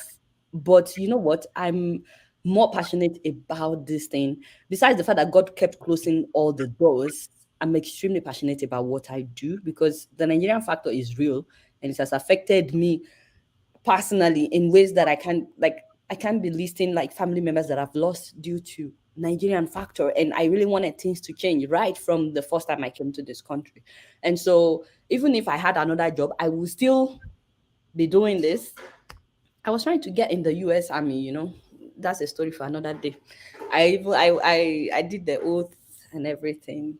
And God was like, no. And he said, this is what you are going to do.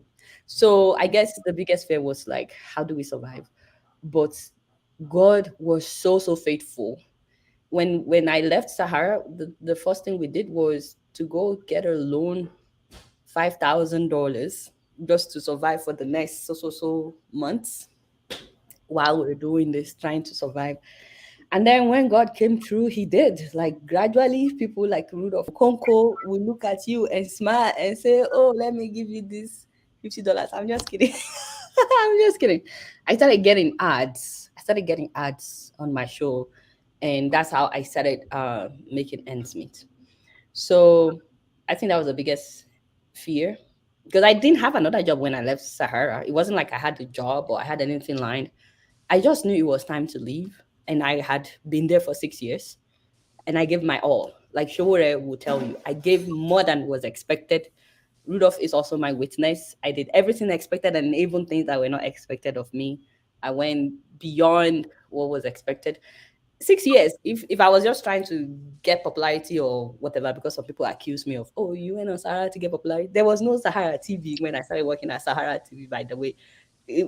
She would have called Rudolph, myself, and Tracy and said he wanted to start Sahara TV. Help me start Sahara TV. Because sometimes I would see people write comments like, oh, you use Sahara to get popular, or Sahara TV to get popular. And I was like, there was no Sahara TV. We helped build Sahara TV. So I don't know where you are getting this idea. And part of helping build Sahara TV was me doing my show. But the whole time, Showore knew that I had my own media company. He had always known because I used to talk to him as a mentor that, I want to have my own media company. And he knew that even before he invited me to work with him at Sahara as a freelancer. So I think that was the biggest challenge. And I worked hard and God was faithful. Did I answer your question? Thank you so much. Can you hear me? Yes. Your story is inspirational. Thank you for sharing. Thank you. Thank you, Dr. Rudolph. All right, thank you. All right. All right, Alaro, you're next.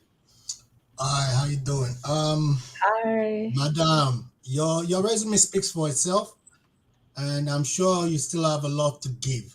So I'm going to keep it short. You already started answering the question I was going to ask, but you can emphasize further, which is we can click your career in a sense with the current political situation. Being you followed in Dr. Damage's steps, you both have something in common. You both left Sahara Reporters. So now my question is, this is under the leadership of Sowore. Now, what was wrong with the situation? What made you leave? What was wrong with the platform? Or what was wrong with the leadership? That's my question. Thank you very much. More grace to your elbows. I wish you all the best. Thank you, sir. So I guess this is my nothing has to be wrong with anything or anywhere before someone would move on. So like I said, I worked with hello. Yeah, you're here. I tricked you. It was a trick.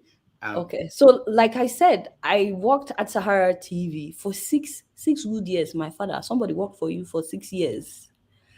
It's not like they just came in and left. By the way, there were people that came and spent, Rudolph, there were people that spent months. Am I lying? No. Declan is here. We used to all work together with Declan as well. There were people that didn't spend more than 1 year. What was the name of your former editor that time? Sheung? How long did he spend? My brother, people were coming in and out. People were coming. Me, Rudolph, and Declan came back. Me, Rudolph, and Fatima, and Tracy, and Declan. No, Declan left. He left us, went to Kenya. Yeah. We were there for a long time, my father. Nothing has to go wrong before we. I mean, 6 years, my father. Have I not? If I work for you, sir, for 6 years, will I not change your life and your destiny? Because I'm a very gifted somebody. Sorry that that didn't come out right. All I'm trying to say is nothing was wrong. Personally, I just knew it was time for me to leave. Like I told you earlier, I've always had my own media company. At that time, I had African Spotlight, and I would go about in New York City, spotlighting Africans doing amazing things. I did the first video about the owner of Buka before CNN, BBC, and others did videos about him. Like I did an extensive interview about him, a woman that has a Congolese dance studio to help heal fibroid. I did videos about him. I did a video about Showore, by the way. That's how we met. And so I had my own media company before I started freelancing for Showore. And if I left my own company, my own ambition to help build somebody's network for 6 years, and then I went back to my own, have I done anything wrong? My father, have the fear of God, be honest in your response to this. So there was nothing wrong when I left. It was shortly after I left that Showore announced that he was running. So you can't say that was why I left. So I left the last day of October. And then I think by January or something, he announced that he was running. So I didn't know that he was going to run. Although Rudolph could see, so he knew that Showore was going to run. Me, I didn't know. So, but nothing was wrong. And I'm not fighting with Showore, by the way. I still have him on speed dial. We talk. You know, he's my boss. He will always be my boss. If you've ever been my boss, you will always be my boss. And so nothing is wrong and nothing is going to be wrong. It's like people are looking for something to be wrong. Maybe absolutely not. I don't know. I commend you guys you on moving have forward. I don't have any beef with anybody, you know. So that's my father. Now that he's a politician, even he's on my plasma TV. And I told him then, I said, so now you're a politician, no, so you're now on my radar. And he's still on my radar. Okay. I wanted to say something. You came back. Maybe there's something that triggered you you want to say something. I was just going to, if depending on how much fire Adeola got, I was just going to come in to help. Okay. All right. All right. Declan is a troublemaker, isn't he? All right. He wants to feel the flame. He came to solidarity with her. When you left, Declan, please, let's ask Declan. Did something go wrong? Why did you leave? Let's ask Rudolph Okonko. Why did you leave? Adeola, I was just so tired of being poor. I couldn't afford it. You couldn't afford what? Everybody thinks that anybody who was with Sahara was making big bucks, right? 6-figure salaries. Hey, you are going there. Bribe money. In reality, the African restaurant across the street. Remember B&D? What our credit was, right? So we didn't have money to pay for lunch, and so B&D was let us. And then they like, you people need to pay. You people need to pay. You have like this huge debt, and we're like, oh no, you know, we're good for it. All right. Let's hear the questions more. Stand by, okay? You may have to wait. Jude, go ahead. My father, you know me, I did not complain about money, about paid, about me. I have to get you out. Maybe we can get one person more in, okay? Go ahead. Jude, go ahead. Okay. Hello, everyone. Adeola, how are you? I've been fine for a long time, and happy to meet you on this platform. Thank you. So, I want to ask, comparing journalism here in the United States and back in Nigeria, it's like a huge gap. You know, it's totally different in the sense that in US, the journalism is more of, they are more independent than in Nigeria, where more, but they often regard them as a brown pocket journalists. And that has also been has contributed in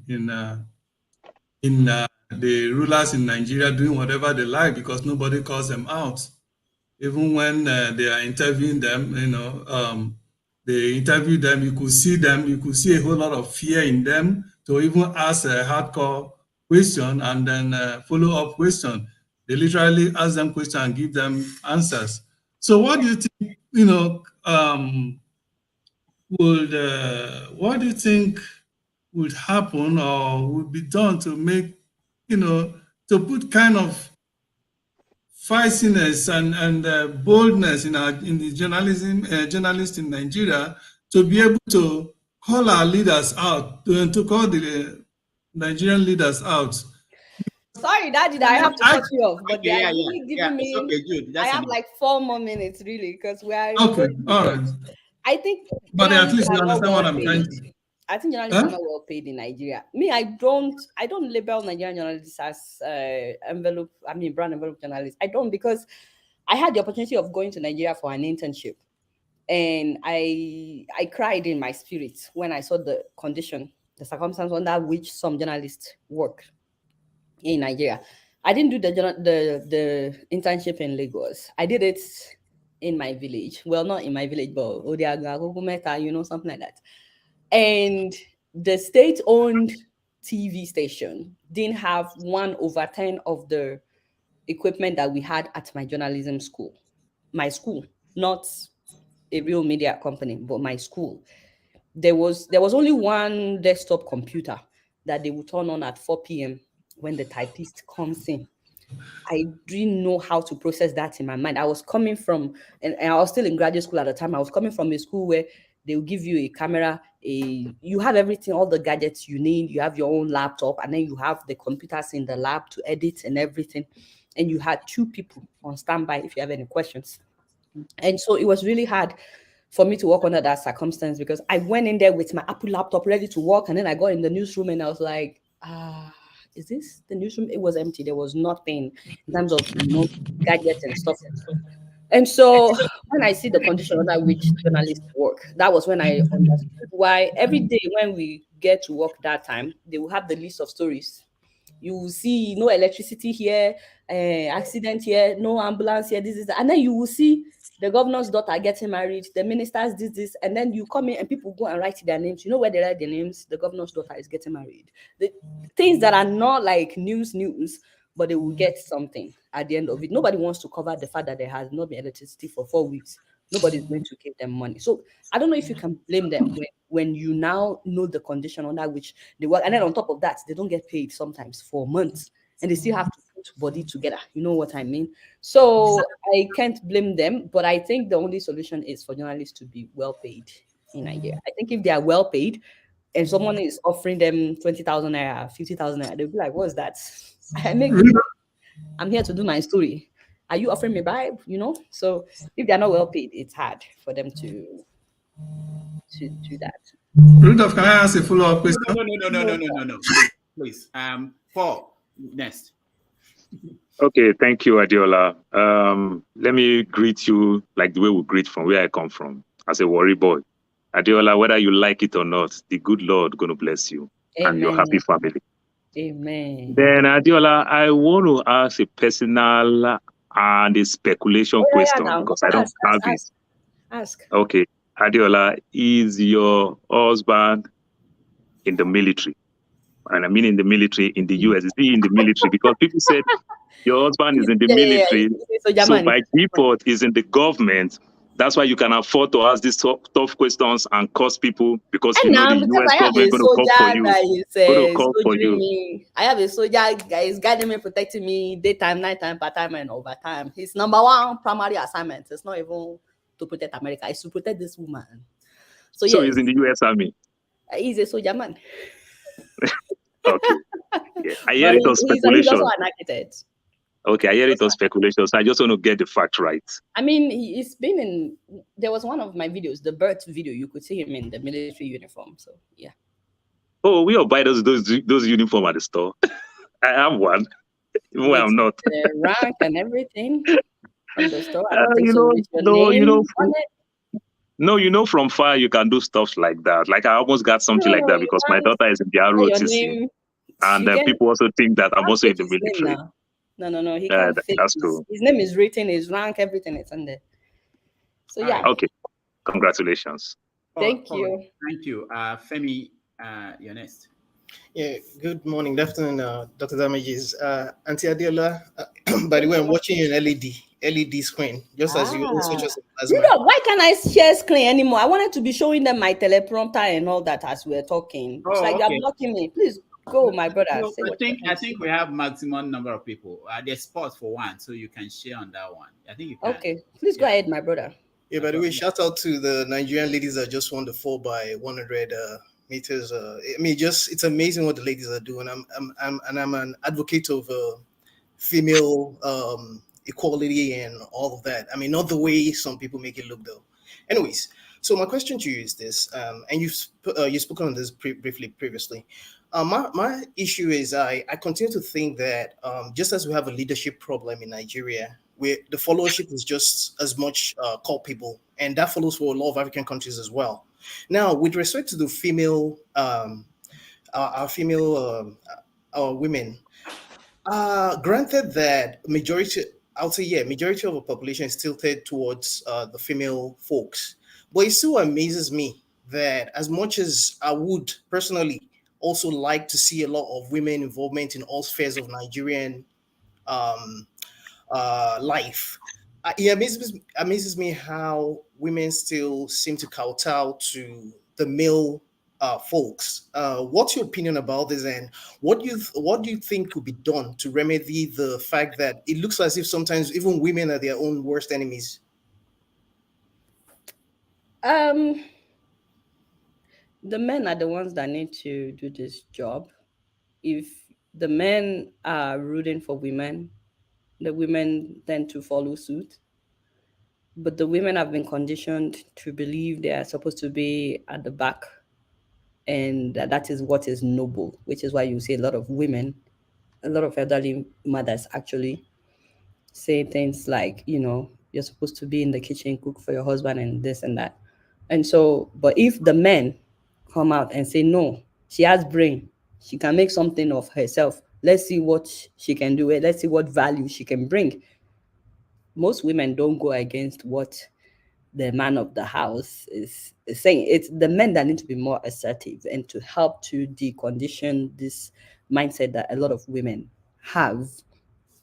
I've said it several times that I'm only who I am, mostly because of my father.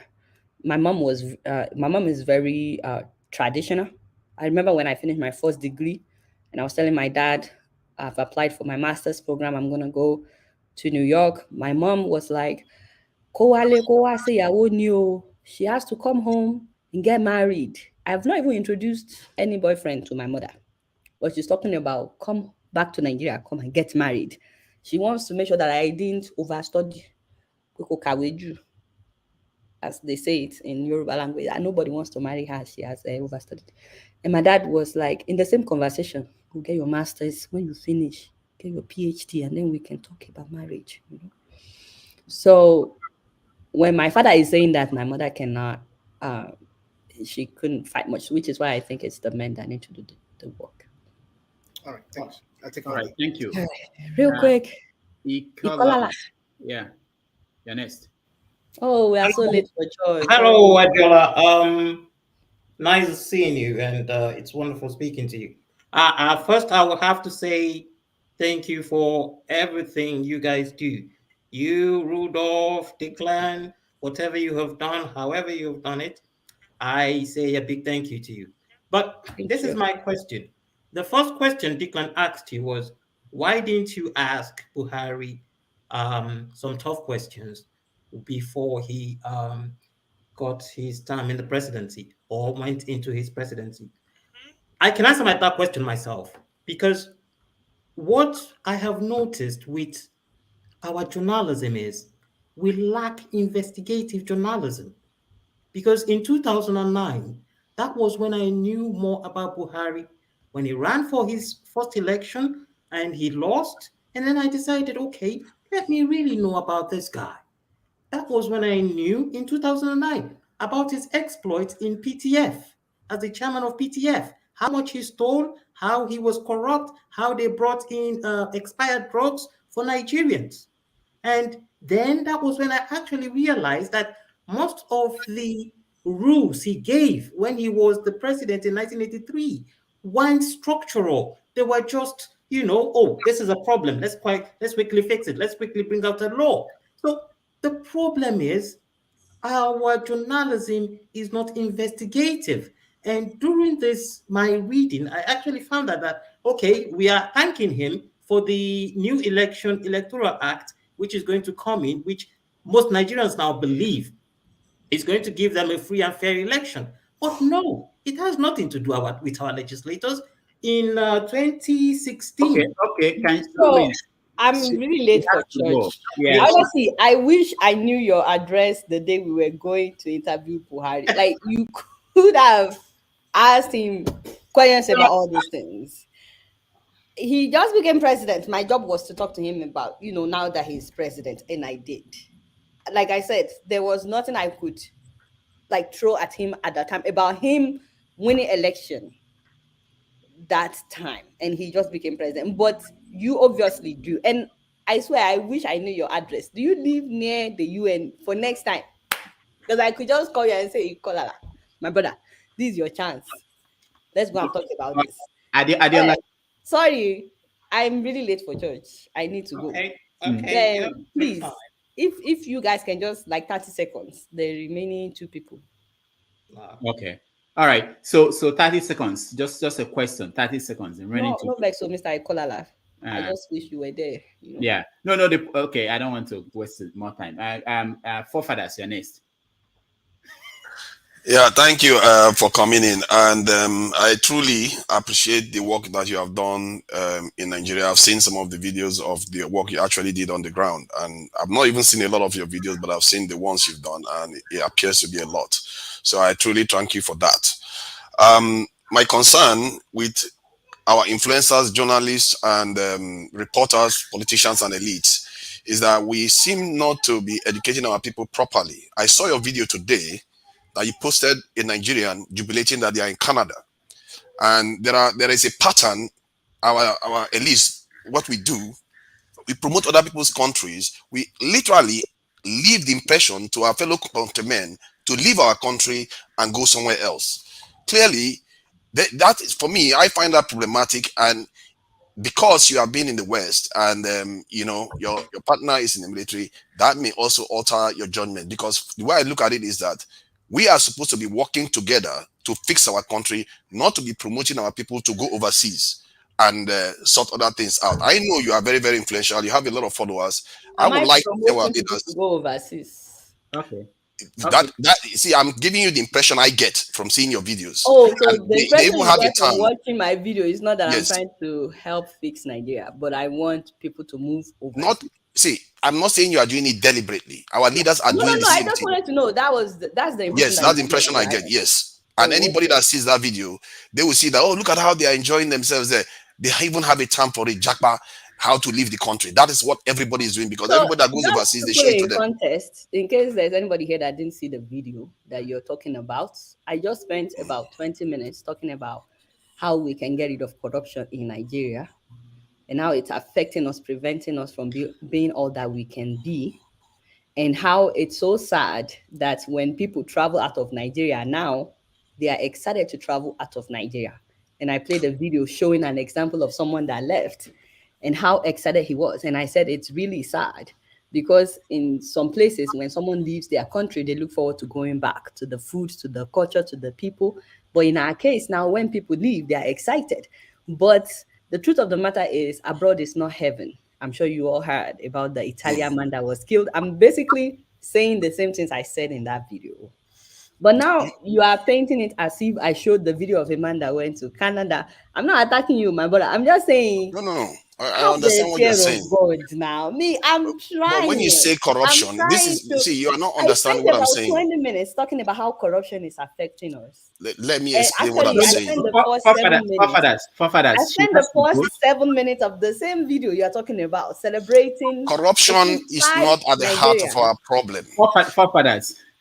Sorry, this is Let not. me answer this. I spent the It's first okay. 7 minutes celebrating Nigerians that are making us proud in the international level, Commonwealth game, winning gold left and right, becoming the first Black person to become the president of the Royal Academy of British Architects. I spent the first 7 minutes celebrating. That too is a problem. How is You it see, that's the thing you don't understand. Man is the first Black and the first young person. Maybe you should do it in Nigeria, not to be doing it in foreign countries, not to be.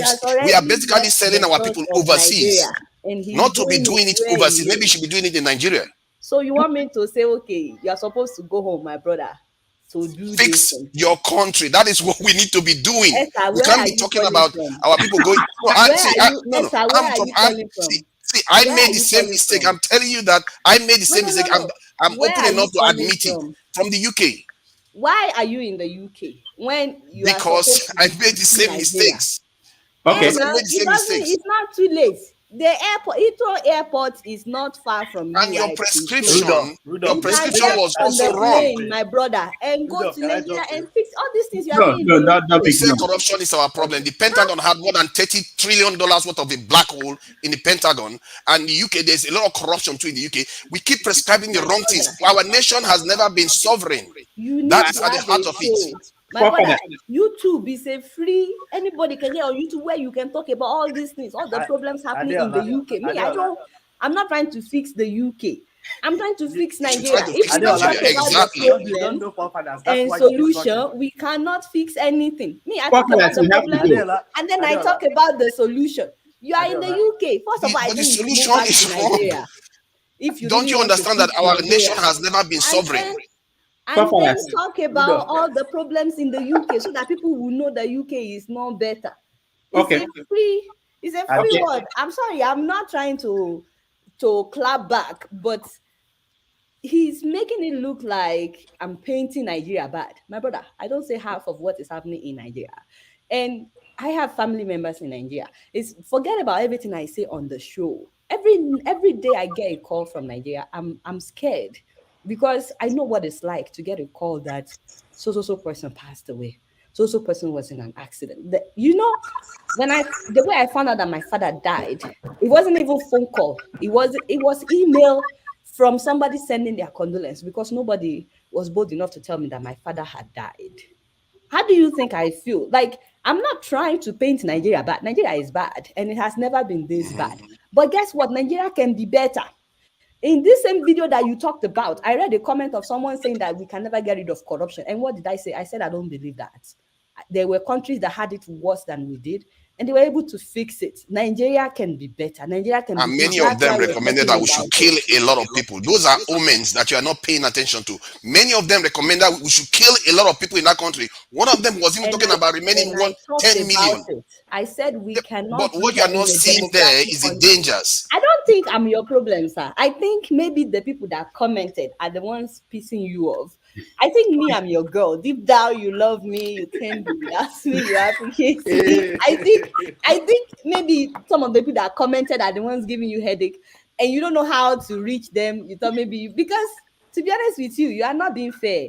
In terms of that video, I did justice. I celebrated Nigerians making us proud. And then I talked about corruption. I talked about all the ways, suggestions that people gave on how, because we need to fix it if we will fix the country.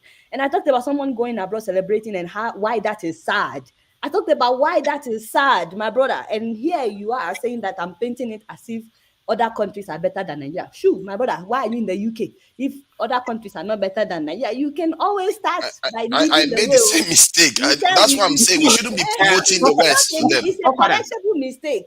You can always buy a plane ticket to go back. I'm working in Nigeria right now, like you did too. I'm learning from some of the things. I'm engaged in Nigeria every single day. I know how much is fuel in Abuja there. Okay, so, thank you. No, hold on. What you and Chukwudi has to. I mean, he's been here quietly and of course. Please make Thank you, doctor, for the prescription. Adeola, you are doing a good job. Congratulations on the new addition to your family. I want to know who converted you from lesbianism to straight. What? that was the rumor going on that you were lesbian. But to be more serious, you did a show on Desiani Madueke and the alleged theft of oil money. I do not support theft at any levels, but I think you should also do a show on the oil thieves. People who are sleeping in their bedrooms, they get a phone call, go out in the Gulf, and that oil is yours. They are far removed from the oil, some of them 1,000 kilometers from the source of the oil. And they are drilling the oil and they don't know what to do with the money. At least the Ziani can see the oil is in her background. And one more, the guy who was commenting on you encouraging people to leave Nigeria, you're wrong. Some of the comedy shows are satirical. That video reflects the state of affairs in Nigeria. If we're doing well, he wouldn't be there. Okay. Thank you. Thank you so much. She has to go. Dominic, just 1 minute, 1 second, 30 seconds, please. Yeah, well, it's an honor to finally meet Adeola in person. I've been watching your show for many, many years, and it's been very informative. As someone who's been in the US for many, many years, I get nostalgic, and I always want to find out about what is going on back home. I don't think you need to defend yourself about anything. You're doing a show, you're expressing opinions, you're analyzing things, you're doing your own investigative journalism. There's always, for every information that you give, there's always going to be people who think negative of it and people who think positive of it. Just do what you're doing. Know that there are people behind you and people who support you in whatever you do. My congrats on having a new baby. Second thing is, if you know of others. No, Dominic, we don't have second thing. Adeola, you have a second? I don't think so. Do you? He didn't ask any question. Oh, okay. I don't want to ask a question. Let me give you an example. My father was sent by the Nigerian government to study in Britain. Finished as a physician, the Nigerian government called him back. He came back to Anambra State and was in charge of a government hospital because they didn't have someone to run it. That is an example of someone who went abroad, was able to come back and make something of himself, right? So there are a lot of people who are leaving the country to get experience because they want to change Nigeria. So you don't have Let any me just right say real to be able quick to that, dictate. first of all, thank you for the compliment. I really appreciate it. I actually intended on going back to Nigeria when I came to this country. When I was doing my master's, I went to Nigeria. I wanted to get a license to broadcast in Nigeria. My father had already helped me get land to build my company. And I went to the Broadcasting Corporation to ask about getting a license. This was 2008. And they told me every reason why it would not be possible. They told me I needed to pay 11 million for application, this million for... They were just calling all these names. First of all, they looked at me, they laughed. They didn't take me seriously. They were like, did you miss road? You know, I was very skinny at the time. And then I was a girl and I went by myself. I didn't went with any father. You know what I mean? And they told me, above all, he has to go to the table of the president, which would take 3 to 5 years. So forget it. So I came back to the US and I realized, I could just do this on YouTube. I don't need their license to do what I do. And I'm able to do what I do today. I don't have to deal with electricity and stuff like that. I'm able to do more living outside of Nigeria than if I was living in Nigeria. So it wasn't like I didn't have the intention of going back home. I did. I went back and I wanted to get a license to broadcast, and they basically told me it's not going to be possible. But thank you for the compliment. I think it's just one more person, right, Rudolph? Yeah, one more person. Extremely late. Alfred and Neka. Just to get No. I'm sorry, Auntie Neka. It's just Mr. Alfred. Oh, Alfred. Okay. Alfred. Thank you so much, Madam Adeola and Rudolph. I really appreciate you for all you have been doing, but I just want to, it's not like a question. I wouldn't know if it's possible for you people to focus on ASU strike. I mean, one of your videos. So I'm sorry, I have to go. I actually did. I still did ASU in the last video that I uploaded, and I will continue to. Thank you. I'm sorry to cut you off. Thank you so much for having me, Rudolph. We agreed on 1.5 hours. I've done more than 2 hours. I am late for church. My daughter is late for children's church. Thank you, everybody that asked questions. Thank you, my forefathers, because today I met somebody that is really excited about me. His name is Forefather. So I know I love you too, by the way. I know you love me. Thank you for all the questions, for the opportunity to share. I was hoping that I would share with you guys when I started. And I think I didn't share the pictures with Rudolph. Maybe I should have. But I had it on my computer. I was going to share how I will use a shoebox as my teleprompter, how I will use rubber band to hold my camera, stuff like that, how I will push the couch in my living room to set up my green background to shoot, just to show you guys where we've, how far we've come. And to thank Rudolph for always being there the entire time, reading my script and all. Thank you for having me on your show, Rudolph. I am honored, I'm humbled, I'm grateful. Why don't you do an episode on that and we watch it on your I know, show? right? I should do Yes, an you should. episode on how Absolutely. I started and stuff, and how I would move the couch around. And I'll be shooting at 2 a.m. And I'm wondering if my neighbors, because we're in an apartment, wondering if my neighbors will call the management on my head, because this, I'm screaming when I'm shooting and it's in the middle of the night, but we have to get it right.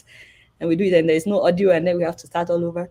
Do you remember? Okay, Rudolph, I think I probably told you one time when I shot at Sahara and there was no audio and I didn't know. And then I went back like 2 a.m. to reshoot in the city. Remember that time? Do you remember the day I passed out at Sahara? And my show still came out that week. Dang, I passed out. I was taken by ambulance to the ER. They were giving me drips, 3 up like 21 times. I don't know if you remember that day. And my show was still not late because, we do what we can for our love for Niger. All right. All right. I just all that to say it's been real, and I'm keeping it right up in here. Until next time, I'm gonna see you all later. All right. Thank you. We will have to get you next Bye, time. Declan. And have longer hours. Thank you so much for watching, all the people that watched us today, and it's been wonderful having Adeola on the show. I hope you stay with us. Next week we are going to have another important guest. On behalf of everybody behind the scene, I want to thank all the people that joined us. Nick, I'm so sorry we couldn't get a chance to answer the question. I'm fine. Next week we are going to try to keep up for a longer time. Rudolph, tell them to go and watch that conference we did yesterday. Yes. So we had a conference that was very important. A lot of things came out of it on COVID and how Nigeria handled the COVID pandemic. So please, if you have the chance, go on YouTube, my YouTube channel. You can watch it. There are a lot of things to learn about what we did and what we didn't do right and what might happen next. So I thank everybody for watching. I know that some of you might want to have a conversation the way we normally do. But if you want to stand by, I want to play our closing music and then we will have a conversation. I could see the Kwankwaso people coming up just in 1 minute. So we will get to that.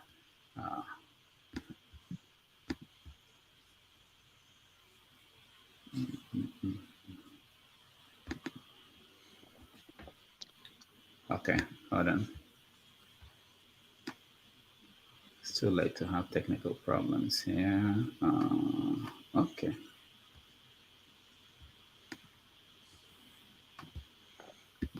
All right.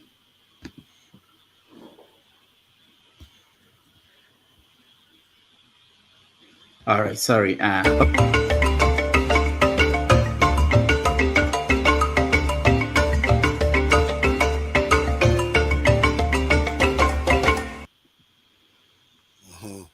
Okay, so I didn't go offline, so we're still online. Let me just give another 30 minutes for those who might be interested in having a small conversation on any subject you choose. I just wanted to respond to Forefathers and his philosophical rigidness when it comes to people traveling abroad. Quite honestly, anyone can go anywhere so far as is to develop themselves.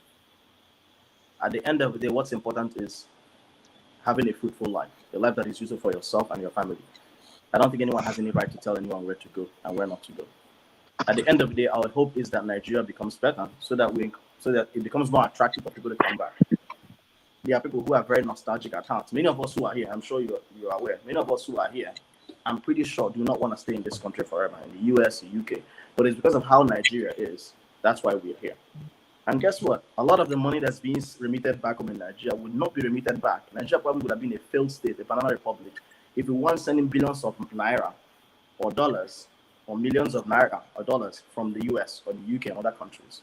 So it doesn't make sense when someone is antagonistic to people traveling abroad, right? If I was not in the US, I probably would not be a doctor as I am today, right? So for someone to be making comments like that, it just flies in the face of, I don't want to say common sense. I don't know how to put it, but all right. Yeah. Thank you, Dominic. Let me give Nick an opportunity to say something because she didn't get a chance. Rudolph, don't feel bad. I wasn't going to. All I wanted to say was actually to ask Mr. Chudio Nwankwo that his comment, was it really necessary? It's not like I'm going either way. I don't know anything. But in such a platform, was that comment really necessary? From what he just said, he said that that's what he was hearing. So if that's what you were hearing, did you research on it? And again, was it necessary to come up here? I don't understand. Sometimes we claim that we are in the Western world, that we've all been to school, but when we behave, we still behave like animals. I don't think that comment was necessary. And I'm really glad that she took it well. But as a human being, it has to hurt. And I'm not saying whether it's true or not, but I really don't think this is. I hope that you will sleep over that topic. Okay, let me respond. I think you've spoken enough. No. Can I respond? No. Yeah, you have spoken enough. You don't have anything more. You must allow me to finish. So I just want you to sleep over it and then ask yourself, was it really necessary? That's all I wanted to say. I didn't want to ask her any question because she answered all my questions. All right. Okay. No, Can I respond? No, not yet. I will call you when I feel you are calm enough. Ezobodo, please. You have anything to say? Ezobodo, you are just relaxing. You're on national TV. No, this is not a national TV. You're on international TV.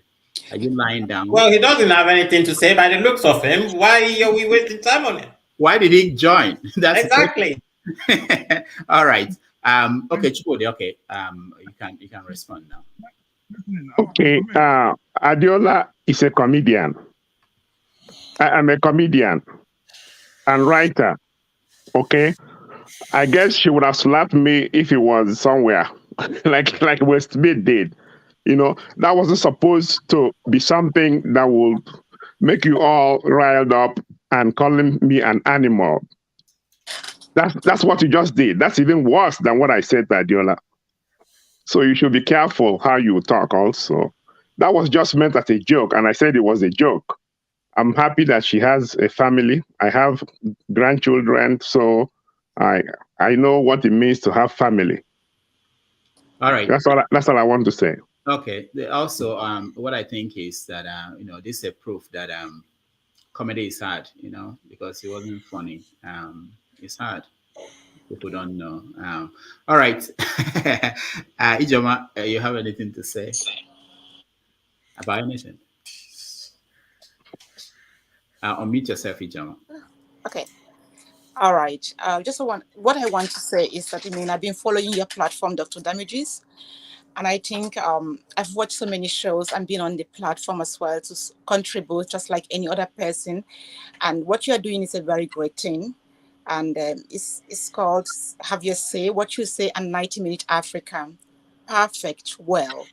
And it's something you're giving us, those who have interest, a platform to contribute to the affairs or to contribute or to bring our own enlightenments or ideas or something like that. But what I have discovered is quite abusive. People are attacking people in a very, very, very, very I don't know how to describe it. This shouldn't be this way.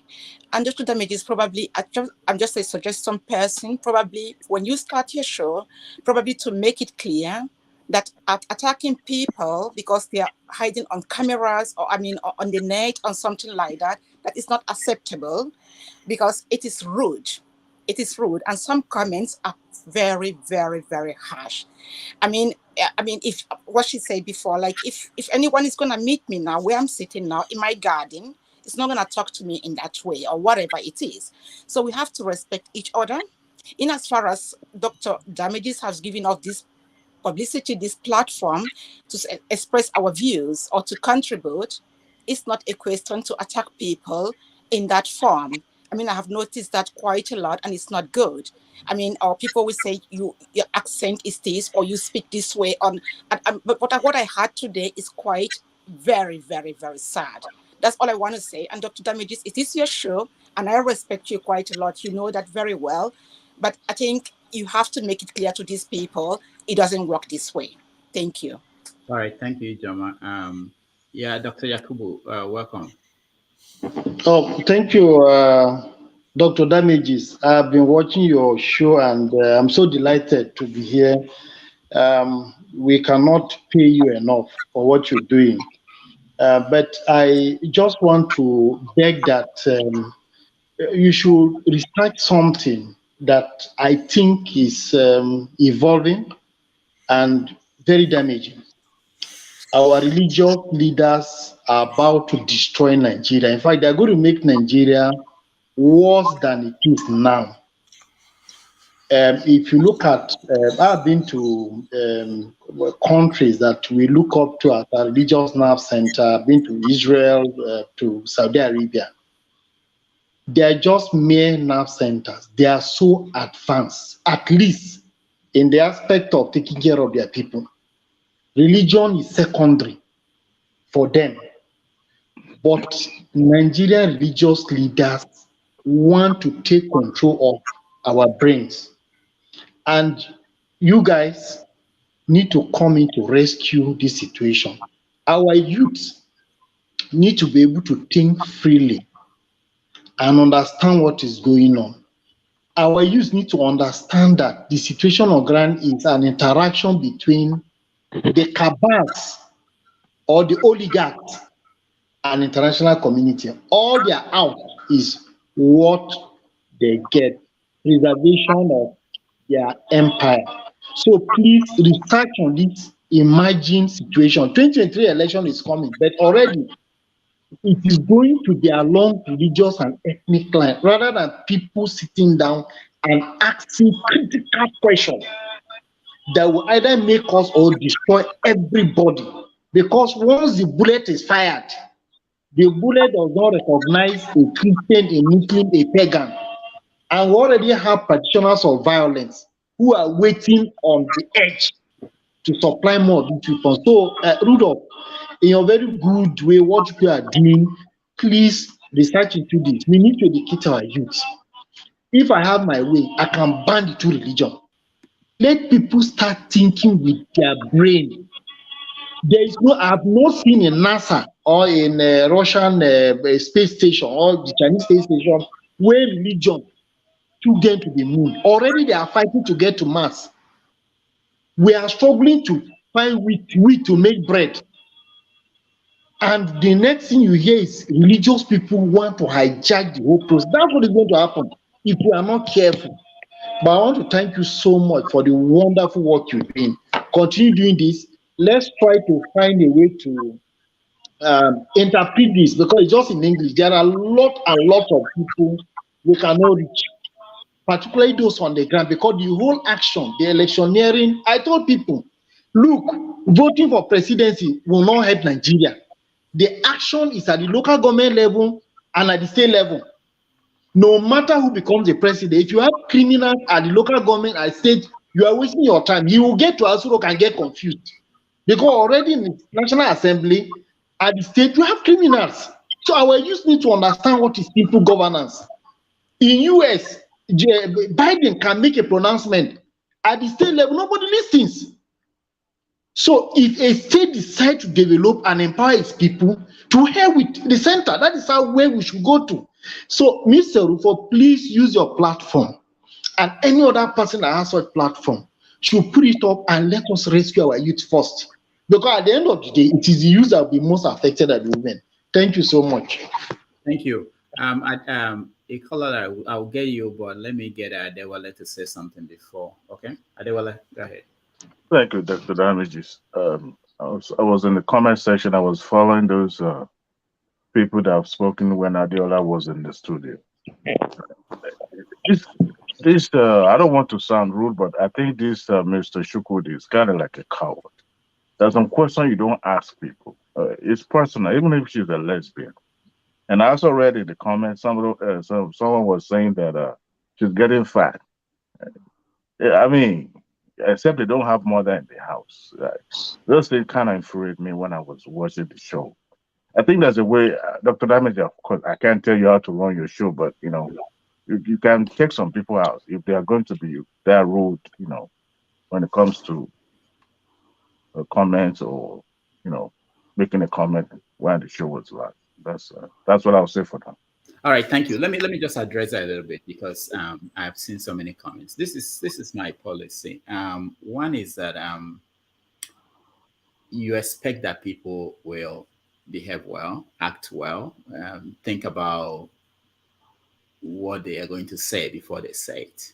You expect that people know this is an international platform and whatever you say is permanent record. I can't delete it. People have called me after appearing on, say, can you delete this for me? I said, I can't. It's in several places. There are places I can't even reach, even if I want to do it for you. I can't. Just the way you watch Big Brother Nigeria, this is what we're doing here. This is a reality TV show.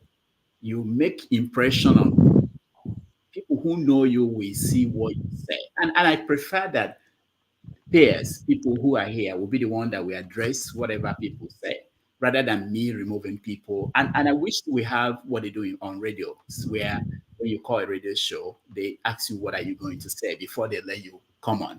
We don't have control. I don't know what you are going to say. I don't know some people who join. I just say, you talk. You hope that people will. But I think the best way to correct people is that other people who are watching will be the ones that will tell them. I can shut somebody down. That doesn't mean he won't go somewhere else to make a comment. There are people on the comment section who say things that are outrageous. Some of them, I wonder, some of them come here and criticize all of us and say we are stupid. We are talking about one Nigeria when Nigeria is dead. And they keep talking about it every day and they are watching. I said, don't you have a better thing to do? If I know that people are talking about something I don't care about, I wouldn't go every day to make comments there. Why? So sometimes it's better that, I don't want to, I prefer people have a say. And that's what I always believe in. Let the world judge you. But I hope people know that whatever you are saying here, this is your record. This is what eventually some people who are familiar, who are coming here every day, every week, they have told me that when they go out there, people now identify them, and they identify you and they see you based on what you are saying. They don't see you, they don't know the real you, they don't know what else you are. So it's very important that if we talk on a public forum like this, and you should, and you have to know that people are human beings, whether it's Adeola or anybody else you see out there, they are people, they are impacted by what you say. We only hope that, things will get better. Who wants to say something? Okay, Declan, go ahead. So I just want Rudolph, I agree, right? So you could have removed Chukwudi, and then he wouldn't have been lambasted by Nika, right? Mm-hmm. And we saw exactly what he was about when he says you've said enough, right? Mm-hmm. So that's all on display, right?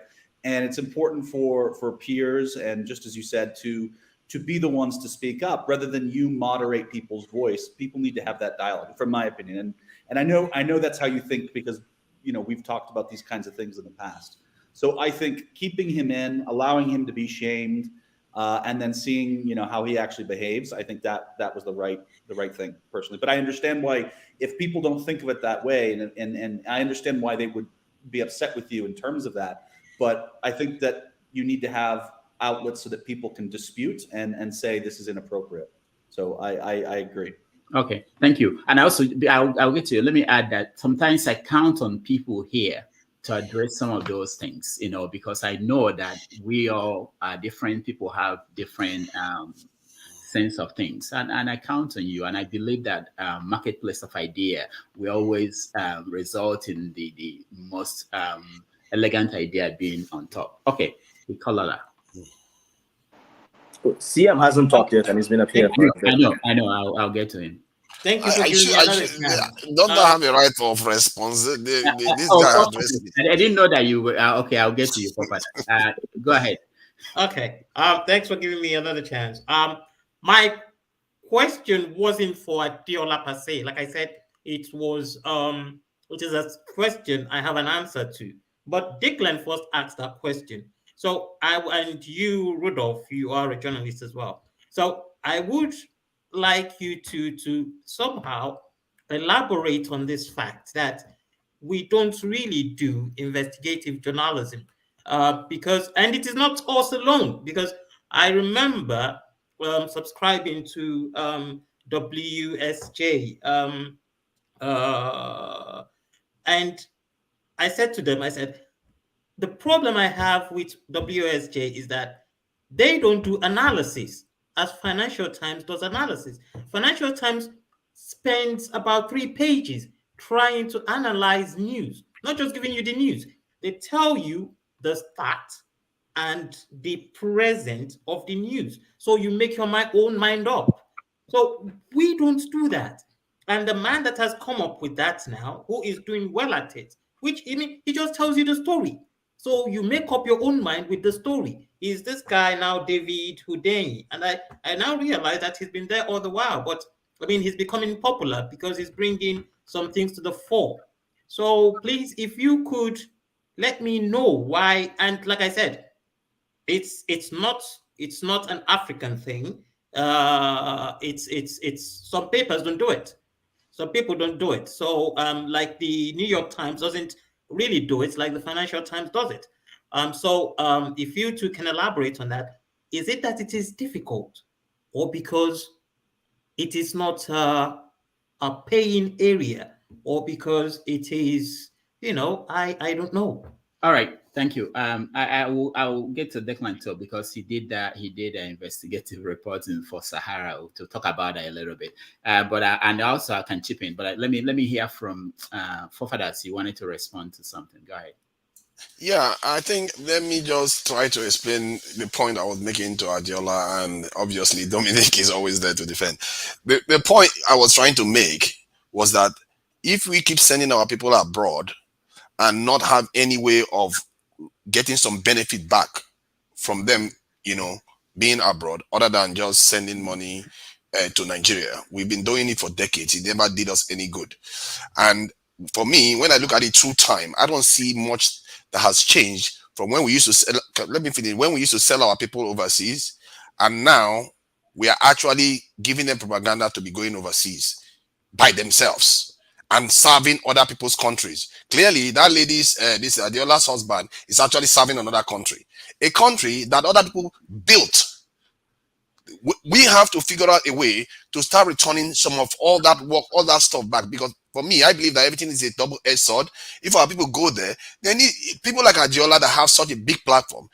I'm even surprised that they cannot come up with an idea that says, you know what, when you're going abroad, we can even fund you to go abroad, but you have to transfer knowledge, you have to transfer expertise back to the ground, you have to train people on the ground to so that they can profit from what you are doing, and ultimately you also plan to return back. This is kind of stuff that the Chinese do.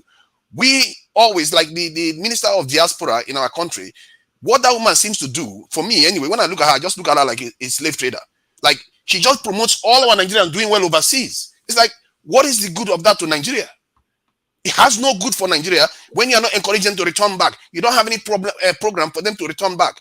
And when they talk about recruiting foreign doctors overseas, guess what? Our government didn't even say, let's recruit those our Nigerian doctors that are overseas. They wanted to bring Europeans. Something is wrong with the way we think when we don't understand that we have to build our own country. Every single time I made that mistake myself. I'm not going to blame anybody that wants to leave Nigeria. What we need to be putting in place is how to transfer whatever we are losing so that it comes back. These people are educated in Nigeria, they leave the country and go and serve for some other country and just send us trinkets. This is the same thing. That's why I say people don't watch history. If you watch history, you will know that nothing has changed. All right. It's the same pattern repeating itself over and over again. Thank you, forefathers. I don't know who wants to take. I want to say something, Doctor. Who wants to speak? It's Chukwudi Nwankwo. Okay. You know, maybe I did a wrong joke, but people have called me gay, and I handled it. You can call me anything, I will handle it. Okay?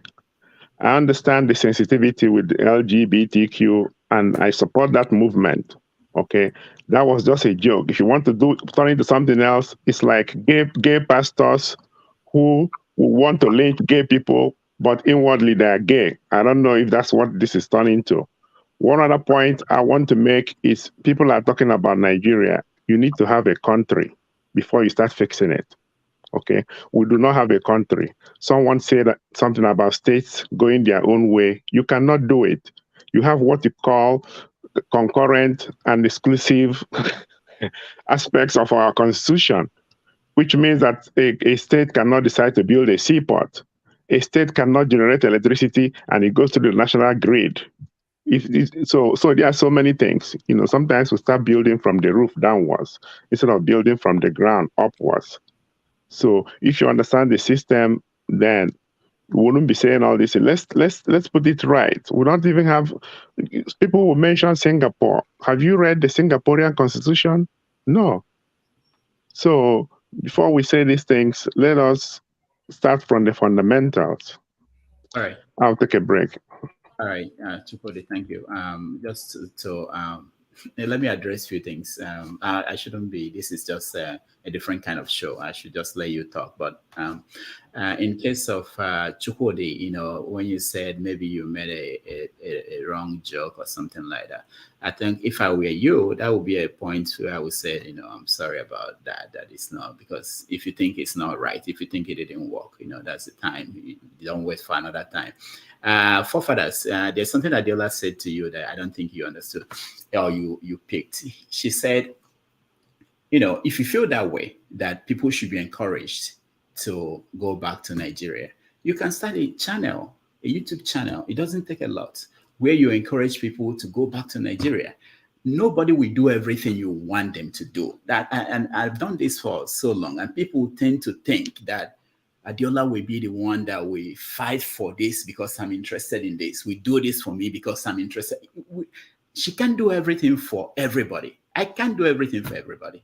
There's something you can do. Anybody can do anything. If you're passionate about something, you do it. You start doing it. You can learn to do it. I studied engineering. I didn't study journalism. You can learn to do whatever you feel passionate about. But we tend to think that one person will do everything for us and we have to force them to do it. Sometimes people will write to you and say, oh, why are you not talking about, they don't even understand the process. Why are you not talking about this? Because it's their issue. So if something is happening in your village, it should be on the front page. You know, you laugh over that, but it's not it's not the way. It can't work that way. You know? So sorry, what frustrates me is that sometimes some of all these people are provided the information, they carry on with the same falsehood. Like Jide is an example. He was using comparing Nigeria to Sri Lanka, what they did in Sri Lanka. But what he failed to tell the people was that Sri Lanka has 400,000 soldiers. And if you want to translate that to Nigeria, Nigeria will have 4 million soldiers.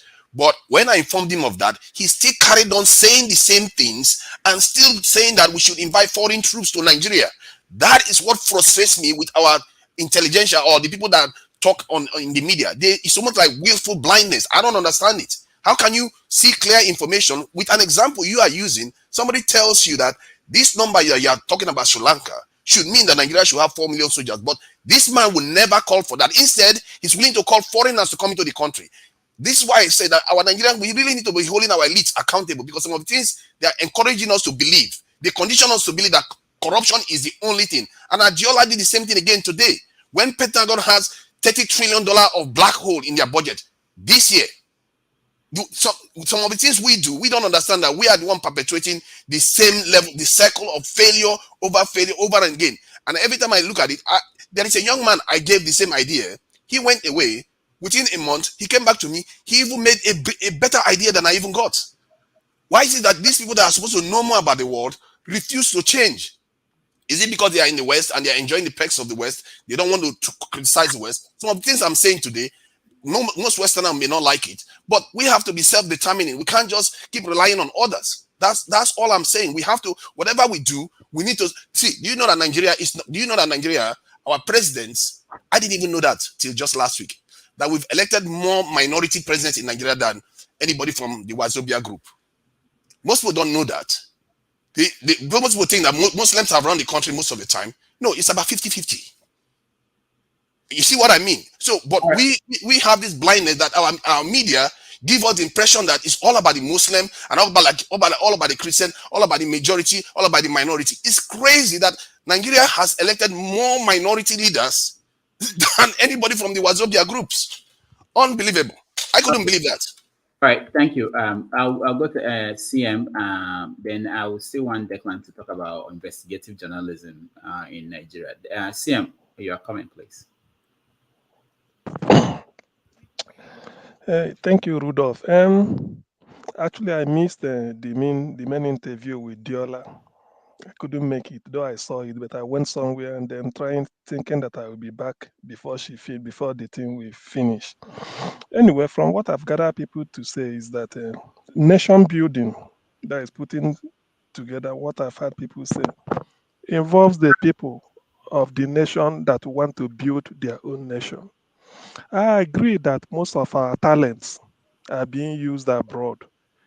You could be abroad, earning millions of pounds or dollar, like the chap. Let me use this as an example. Dr. Philip Uzua.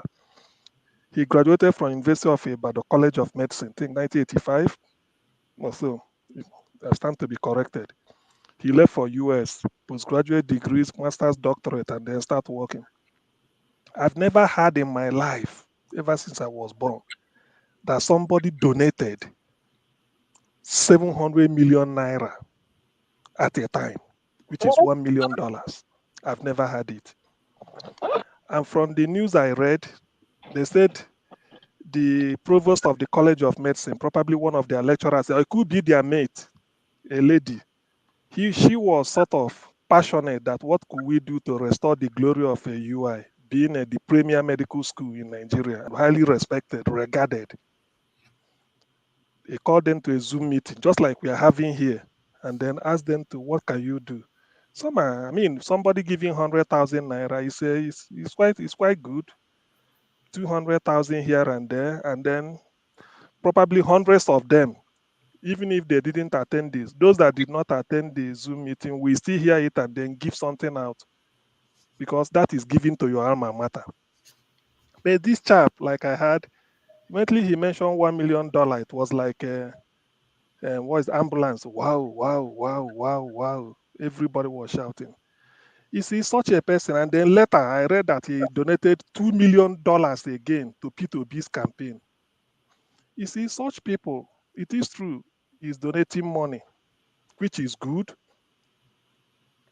I think the best way, because I'm not using him as a point of discussion for Nigerians in the diaspora, particularly those that are professionals or those that are, when I know what I mean, not those that came and then for one crime or the other, they are in prison, bringing bad name.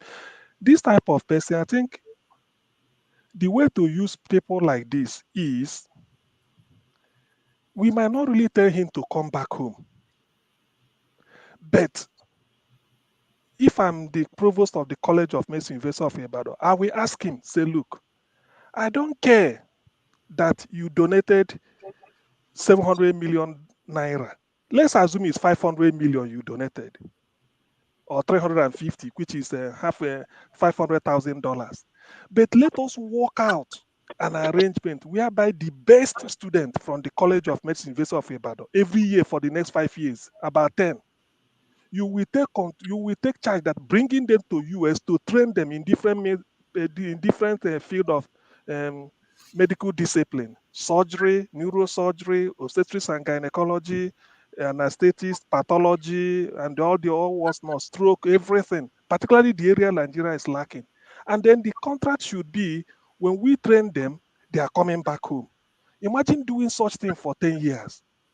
The manpower, because he will be there as the person that will say, okay, come over. And we make an arrangement with different hospitals. We put you there, and they make sure that when you train, you go back home. By saying that there are those in the UK again, and not only in medicine, because I'm talking of nation building now, other medical schools in Nigeria, from Onsoka, ABU, Zari, everything. If they are doing all this, the next 10 years, we don't care. Because if these people are coming back, on their way coming back, they will also recommend that, having trained in New York under Professor Ozua or something like that, we need to equip our hospitals in this way. This is part of the nation. So it's not somebody that will now tell you to come back home. Because when you see this type of thing, that is the way to use Nigerians in the diaspora. This is the way to use them. I mean, to tap the talent back home. Because right now, people are going away. Not that they are needed, but they want to get out. One, to develop themselves. Two, at least to live a semblance of a civilized life in the West. So if something like this could be done in every profession, engineers, architects, everything, I think it will help. So that is that is the aspect of nation building I'm looking at. It is true that politicians may frustrate it, but there's an extent they could go to frustrate it. If University of Ibadan decide to do it, I don't think anybody will interfere. This is what they want, using Dr. Zua as their point of contact. I don't think anybody will interfere. There's a limit the state could go to interfere in something like this. In fact, they may not even know it's taking place, because nobody is bothering the federal government or the state government for funding. It's just an internal arrangement. You bring them over, I help to put them in different hospitals where they will be able to train. Whatever they are getting, after that, they are going back home, because they've not gotten the skill. If you do it this way, it will help. So that is my idea of nation building from this aspect of discussion. All right, thank you, Sim. I don't know, Dr. Ozua. I am actually trying to reach out to him and see if I can bring him on the show. But I'm sure also that some of those things you are saying is already going on. I know some doctors who are doing that. Some of them were on the show yesterday on the conference we had on COVID. They are already doing what you're saying. But also the part of giving back to your school is also important, because there is the need. Now, you can say the government's supposed to fund universities. Sometimes government money will come and nobody can account for it. But if you send money from here, like some of those doctors are doing, you monitor it and they use those resources for what you want them to use it for. All right. Let me Paul, I know you're here and I know you want to say something, but let me I want Declan to talk about, because blaming the media has always been common on these conversations we have, and I'm still working on getting some media personalities to come. But Declan, you're looking at here, was an investigative reporter at Sahara, so maybe he can use his experiences to talk about what the challenges are, because it's easy for people to expect that a reporter will just get into NNPC, find the documents and show it to you. Even we know you have Freedom of Information Act in Nigeria, but none of the state governments in Nigeria said that it doesn't apply to them. It's a federal law that they don't have to obey. Federal government, you talk to them, give me this document. Nobody will give you. The courts will not force them to give you the way that it's happening in America. But Declan, have your say. So I'll a couple things. So I think the first thing is the first question I asked Adeola, I don't think was understood by anybody.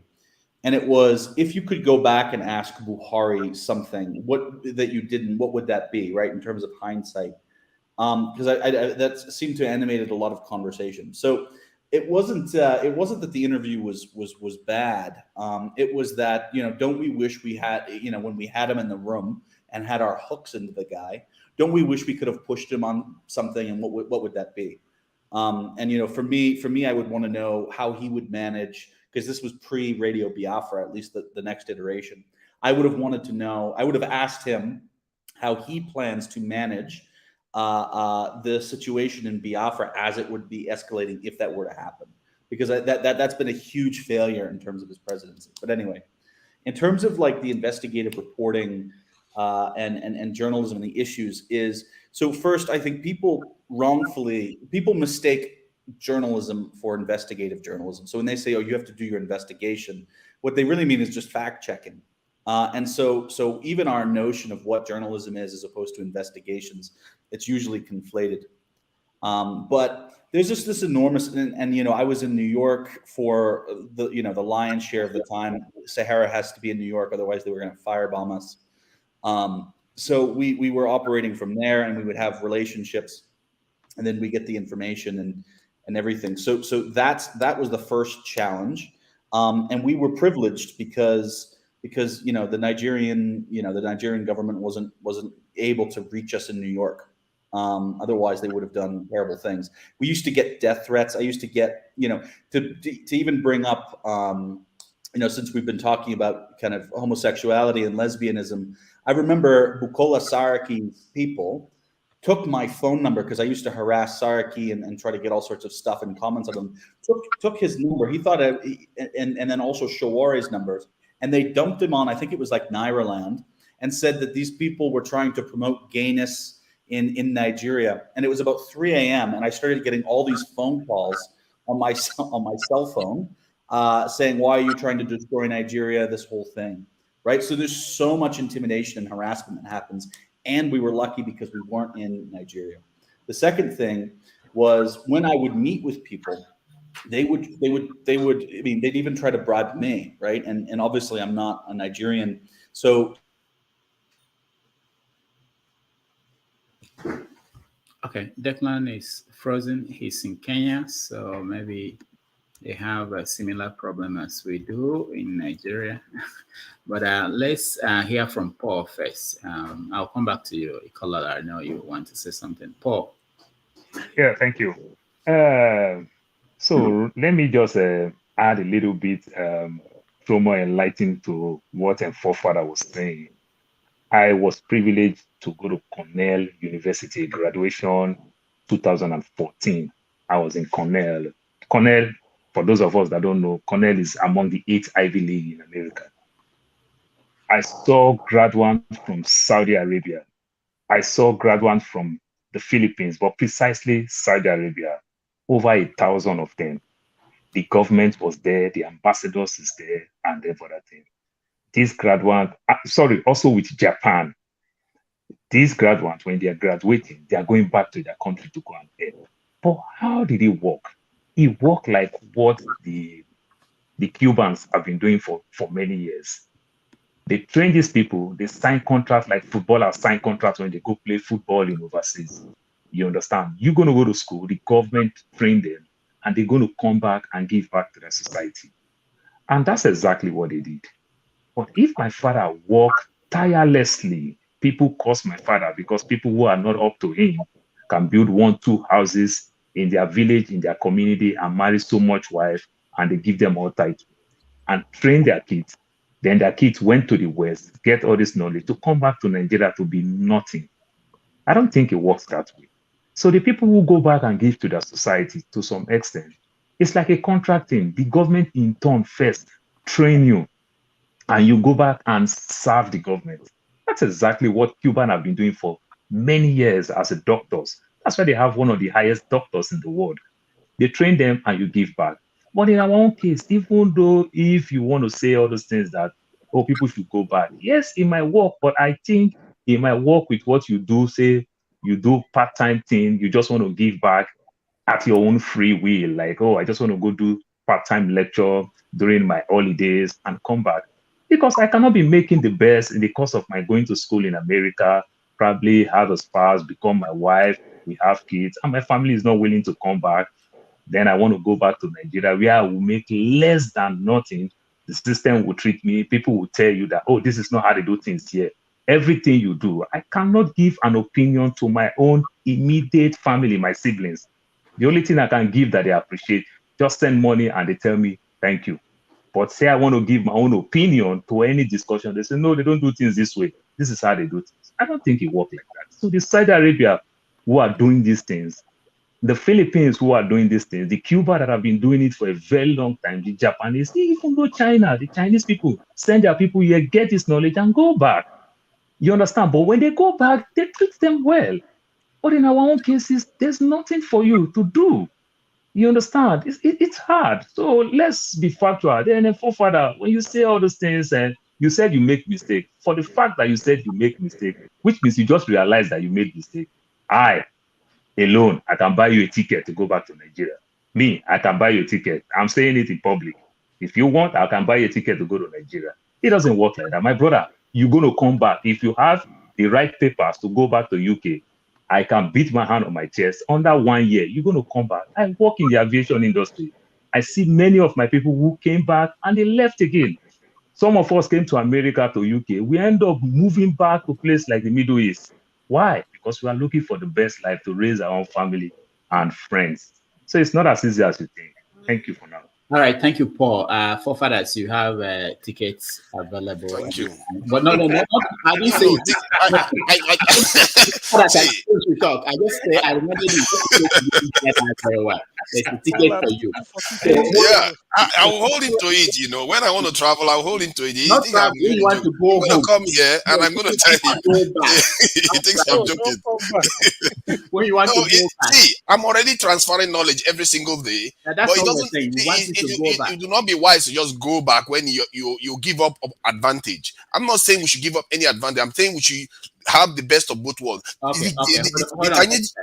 Okay, go ahead. Yeah, we have several conversations going on. I want to Declan to finish because you guys ask for it every time. Declan, finish your thought about media and investigation because sorry, the power went out. So I think what I was saying as it went out was the amount of bribes that people tried to give us is incredible, and that includes me as a foreigner. Which isn't to say foreigners don't take bribes, because of course they would and do. But the amount of temptation and efforts to intimidate and bastardize people from doing stuff, surely all of us know that. But it's a lot. It's a lot of pressure, and to do this really well in Nigeria journalism is one of the most dangerous professions, right? And it's getting more risky. And then somebody like Adeola, who is both a journalist and a satirist and female. The amount of the disrespect and treatment that she gets because of all of those things is just very serious. So that's why the politicians in Nigeria do not want you to be able to think, let alone conduct investigations into their malpractice. They just don't. Thank you. Yeah, he mentioned something that we always forget, that is a dangerous profession, very dangerous. Everybody here, if somebody comes now and obtains a copy of your bank information and puts it out there in public, you know how you are going to react. Even people who cannot tell us their age and the school they went to, just imagine, you get their bank information and put it out there, and they have power. These are people who are powerful, So it's not an easy thing, and it's expensive. When you see some big blockbuster investigative reports, sometimes it could take a year to get the story right, and a lot of money. If you have to fly to Bahamas, go somewhere to meet somebody because they don't feel that they should send information to you via the phone or through email. There are many aspects of it. It's not easy. And the media in Nigeria, that's something all of you know, but people tend to ignore that. Almost all the media in Nigeria, they are owned by politicians or people who are in bed with some politicians. So they are not really interested in doing it the proper way. They know why they set it up. Most of them are not profitable. There's no money for reporters to go from Lagos to Bayelsa, for instance, to cover something. They cannot have that kind of money. A flight from Lagos to anywhere now is about 100,000 naira. And you expect a newspaper to pay somebody they don't pay 100,000 naira a month to pay for them to fly to somewhere to invest. It's not easy. So sometimes we want the media to do magic when the structures are not there. Okay. Dr. Damages, please let me add something to what Declan said. Okay. In my writings, I advocate for LGBTQIA issues. on the different fora that I belong to, I defend LGBTQIA rights, and Dr. Damages is aware of that. So if I offended Adeola, I apologize, and I hope you pass the apology to her. But as comedians, I'm also a well-accomplished satirist. Dr. Damages is aware of that. So sometimes we can make mistakes, and if I did, I apologize. But for it to be turned around into something that is not, it's unacceptable. That's what I want to say. All right, thank you. Ikola, go ahead. All right. Thank you once again. I quite appreciate your explanation, and thank you, Declan and Rudolph. But this is another side of it. I know but investigative journalism is dangerous everywhere, even in the States. Say you have something you want to say about a man like Rudy Giuliani. I don't think you're going to be able to walk on the streets of New York without looking, at your back. But what I'm thinking of is, but please educate me. I'm not saying I know it. I'm just saying things as a question and a comment at the same time. Is there a chance whereby that journalists in our place are not even at all seeing this as a responsibility? Because I know one thing. If you go to one politician who is contesting against another politician and say, look, if you pay me to do an investigation on this guy and bring things about, because it's all politics at the end of the day, and do some reporting on this other person, believe me, there is a chance you get protection and the money you need while doing your job. Because the money, you're not putting it in your pocket. You are presenting that person to Nigerians as they are. Now, that other person, seeing what the other opponent has done, would also hire a journalist to do the same thing. And then you see the books are balanced. I have done an investigation on this guy, and he will give you all the resources you need. The other person will do an investigation on that guy and will give you all the resources you need. Except and like I said, it's still a question. I'm not saying I know it. Except you are telling me that these politicians connive with each other and say, look, just stop those journalists. Don't even give them a chance. But still come out on TV to talk dirty on the other person. So I still think our journalists haven't seen their responsibility to the people. And please correct me if I'm wrong. Okay, I will go to the priest of peace, but let me just say this. I don't know if Declan has something to say about what Ikalala said now. But first of all, I think you're mixing two things. If you're talking about investigating your opponent in a campaign, it's not the job of the journalist to do. If the journalists, they want to do it, they do it for the sake of the nation, not by collecting money from opposing politicians. That's not what is done anywhere. So getting money from politicians is not a way to do your job, because the person giving you money also has some issues, and it should be an independent thing. When you talk about journalism and investigation, it has to be independent. It can't go to the people, the other side, to collect money to do the job of this other side. Then you are not a journalist at that point. People doing that are not journalists. There's something they call it in America. So anyway, but the point is that it's just take it from me. It's hard. It's even in America, it's getting harder. In Europe, it's getting harder because of the same issues, which is the resources. People are reading news without paying for it. The media, there's no media house anywhere in the world that is rich now the way they used to be. CNN, for the first time since it started, I think for the first time since 10 years or 20, they said that they didn't make up to $1 billion last year. So they're not, if you're not making, and you're talking about a big organization that you have to pay a lot of people and do a lot of things and invest in the tomorrow's knowledge and tomorrow's technology. Anyway, let's leave that. Let's go to, I think I wanted to talk to the priest of peace. Okay.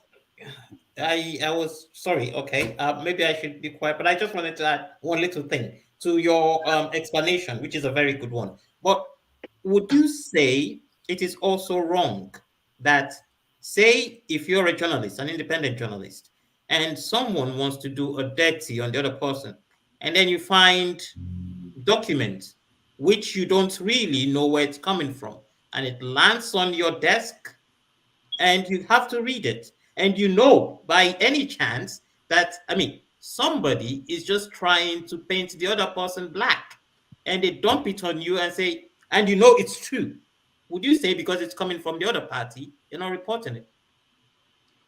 No, no, that's not how it works. Declan, you can talk about that. I'm sure you have experience of that, but I can tell you that the important thing for this is also something that most people need to know here.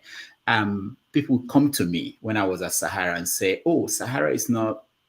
It's only writing stories about Igbo people." Exposing Igbo people, it's not exposing Hausa people, it's not exposing Yoruba people, this kind of story, this kind of thing. And I say to them, okay, this is how the media works. If you get a story, if you leak an information, a piece of document to me, anybody in the media, they want to be the first to publish it. If it's true, once they can confirm that this is true, they publish it. It doesn't have to be a big platform. If the people leaking information are from one side, and information is getting to the media will publish it. The media, people want to sell their newspaper. People want people to click on their website. That's their first interest. And that's why they get stories wrong sometimes, because they are rushing. But if you can confirm that this is document from this person, and it shows that this person is stealing money from the government, there's no website you give it to. They will say, we don't want to publish it. No, it's from the other side. No, they want to. If they don't, somebody else will. That's another thing. They know that if you give it to me and I don't want to publish it now, you give it to the next person. Nobody will stop you. I'm sure you are going to go to the next person and they will publish it. So that's basically how it works. I'm sorry, the priest of peace. Declan, do you want to say anything? So yeah, no, sorry, the priest keeps getting cut off. Look, Ikolela, exactly what you're saying. I mean, this is part of what investigative journalism is, and it's complicated, right? And I think you're right to point out that it raises ethical considerations. The way we dealt with it, and Rudolph is right, we would always be accused of, back in those days, Bola Tinubu was our secret paymaster, allegedly, right? And everybody, it's always this thing. But we would, and the other thing, sorry, it's a bit of a tangent, but you'd have people call into the office, and then they say, let me speak to the editor, and then they route it to this guy, right, with my accent, and clearly I'm not Nigerian, but they were ready and geared up to saying, you know what, you're a Yoruba, you hate Igbos. They're like, this, and then all of a sudden they're speaking to an American who's highly conversant in the story and those things, and there's so much mystery that people have, and they just assume all of these things. When something comes across your desk, you don't say, oh, I don't want to advance this political agenda as opposed to that. You say, is this true? Is this person stealing money? Is this person acting in a way which is in violation of kind of the office conduct, right? That's what you do. And sometimes you get more, particularly when the opposition is really active and they're leaking information on the government. So you end up pounding the government a lot more, but that's not because you're biased. It's because that's the information that's coming and you need to expose it. It's just that way. But I get why people would think that, and I get the ethics around it. But the idea is, especially with Sahara reporters, the idea was to hunt down and shame and name as many people as possible. That was the objective. And it didn't matter where from the country they were from. It was just shaming people and exposing them as much as we could. That was what we did. All right. Like I said, I really thank you guys for what you do. It's just a learning process. So that's why I put it out. Thank you, both of you. All right. Thank you. All right. The priest. All right. Thank you, Rudolph. Unfortunately, I missed the interview with Adeola. I've been hoping to, interact with her one way or the other.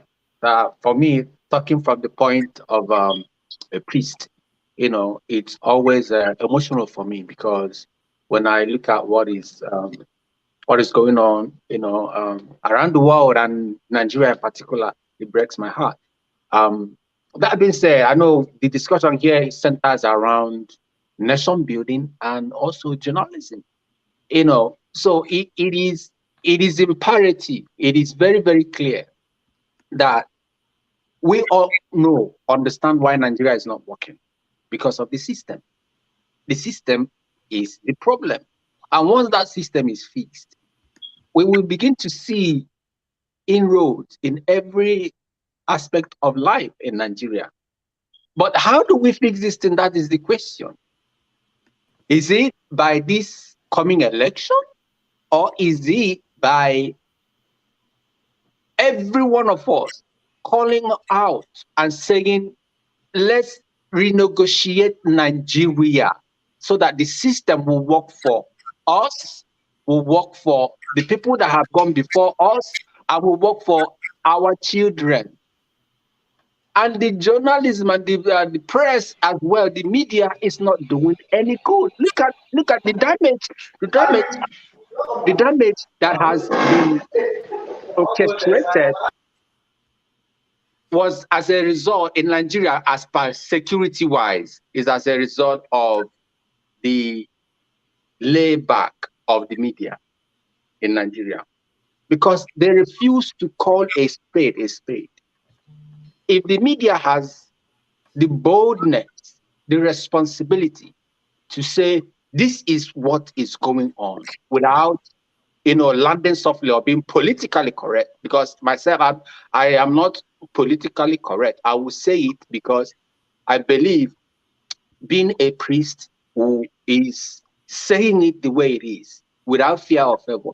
So in October, because what somebody said something, he made a reference to Singapore. Okay, these countries we are making reference to, or we tend to borrow anything from, have we ever thought about looking at their constitution? What binds them together? What kept this country moving? We haven't. We don't read in Nigeria. Nigerians don't read. They just peruse on something and they will carry on with whatever the first sentence that says something negative.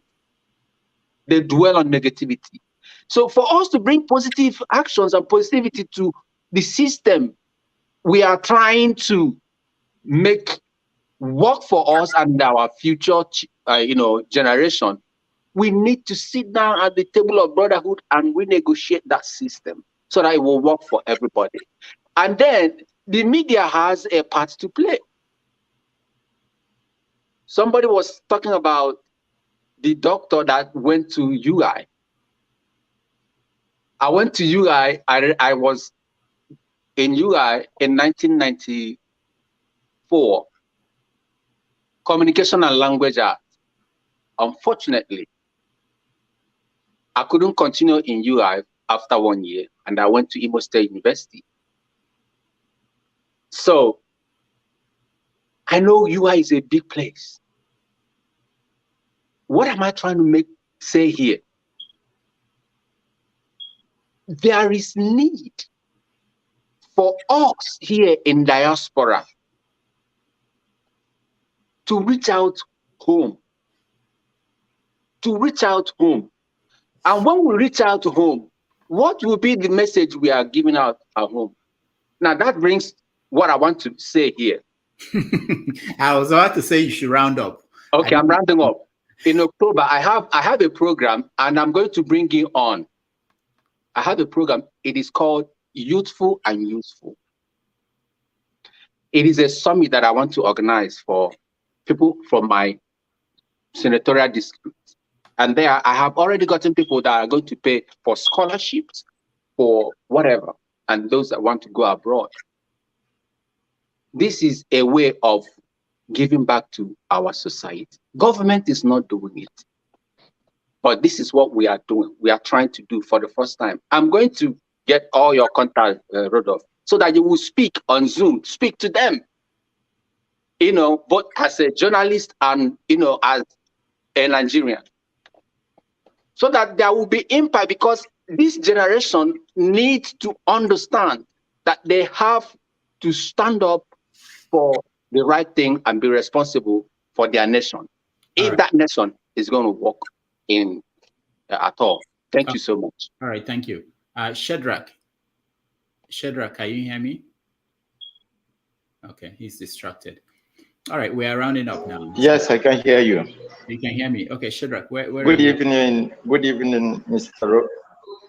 Yes, I can hear you. Good evening, Rudolph, Mr. Rudolph, and everyone. Yeah, I'm calling right from Abuja, Nigeria. First and foremost, I want to make a comment in respect to what forefathers just said concerning the video Miss Madam Adeola made. I've actually watched that video, and I've been a fan of Adeola for a long time, right from when she was still, with the Sahara TV. And if I can just give like a summary of what her aim is to achieve. She's one of the vloggers or one of those journalists that are talking about important issues, and her objective is to see that Nigeria become one of the Western world, like to be a good country that can reckon with the Western world countries, and not just Nigeria but African, the countries of Africans at large. So in that same video, she first of all, appreciated those that are making Nigeria proud outside Nigeria. That's the first thing she did. And after that, she, talked about the certain issues that Nigeria are facing, which she mentioned corruption and the rest of them. But after, when she was rounding up, she actually played a video of that guy that left Nigeria, the way he was happy, jubilating and everything. But she said that it's so sad and appalling that someone is so happy, even lying on the floor on the road, just because he was able to leave the shores of Nigeria. And that is a very bad reputation to us, as a country, and which is why Nigeria needs to get itself together. Nigeria needs to fix its country so that other people, not just Africans, not just Nigerians outside the country, but even the whites can be very happy whenever they are coming to visit Nigeria, be it for tourism or for anything. That being said, and I think all the discussion still boils down on one thing, for all this expatriate, like the Nigerians that have went to the diaspora, they have obtained their higher degree and so on there. For them to come back to Nigeria, I feel is something that is natural. It's natural if the system here in Nigeria is actually working, or if the system here support that. Because we are talking about those that left Nigeria to go and study after their studies to come back, while we still have those already that have gone to one of the best schools here in Nigeria, but the Nigerian system here is not really recognizing their value. It's not really giving them what they want in terms of the value of what they have read in school or what they have to offer. And a lot of them, when they get the slightest opportunity, they tend to leave or to migrate to another country where those countries will recognize the value of what they have to offer. So I feel strongly that if Nigeria, if we get ourselves together, if the system begin to work and all those areas we are talking that we are lacking, we begin that it's natural for people that go outside the country to obtain any tertiary qualification or skills to come back, to help the country move forward. All right. And the last thing I want to say is I will really appreciate you and the other journalists that are actually talking about this forthcoming 2023 general election. If you can more, if you can work more on sensitizing the people, because we have currently a movement that is going on. But the problem is, let's say this movement, which is the obedient movement, that is actually a new movement that is going on right now, if it comes true, the truth is the problem of Nigeria will still not be tackled because we fail to actually recognize the root cause of what we are facing right now. We need to get our local government to start working, start functioning effectively. We need to get our state function appropriately. All right. And I guess it's when we're able to get those things working, that's when the president can be able to do something reasonable if he gets there. But if not, it will still be the same. So I would like you to do. Hello, can you hear me? Yeah. All right, we got your point, Shedrack. You want the local government to work. Okay, so to round up, I will call on Adeola. Go around, everybody. Final say. Thank you, Dr. Damages. I believe I know that you've done well for yourself. You and Adeola, at least I started watching you guys right from Sahara TV. But the kind of journalism both of you practice, I mean, it's not easy to get even 10 people in on a show. I want to talk about 300 or 400, going to 500. So you guys have done very, very well. At the same time, the journalists back home in Nigeria, I think they are missing work and pleasure. You can make money instead of going on the corrupt route. If you go, YouTube is a platform that they can use. Blogging is there and all that. But unfortunately, when it comes to brown envelope, the truth is always very, very scarce. I know there's an element of bias when it comes to reporting, but when the journalist is not objective in their reporting, sometimes the ethics can be called into question. Now, going into nation building, we don't have to be in Nigeria to contribute to nation building. You can be outside Nigeria, you can be anywhere. It's not just about remitting money or all that. What we're doing right here is a nation building. The fact that we are all Nigeria, talking about the issue of Nigeria, other people are watching us and reading into our analysis and all that. It's also part of nation building. However, if you go to Nigeria, I mean, chances is that what we will become here in abroad, we may not be half of that if we are back home. So the fact that where we are also provide us the opportunity to be able to contribute at this level is also a nation building. And I also believe that sending people abroad to school is a feature of a failed state. Because what is the purpose of sending people to go to school abroad? We should be talking about exchange program, whereby people from other country comes to Nigeria and we send our people over there. And if government individually, we can go anywhere. We don't have to be restricted to Nigeria. But when the government is the one sending people abroad for the purpose of going to school, acquire knowledge, that means that nation is failed. So when we talk about transfer program, exchange program, yeah, that should be the main focus of the government.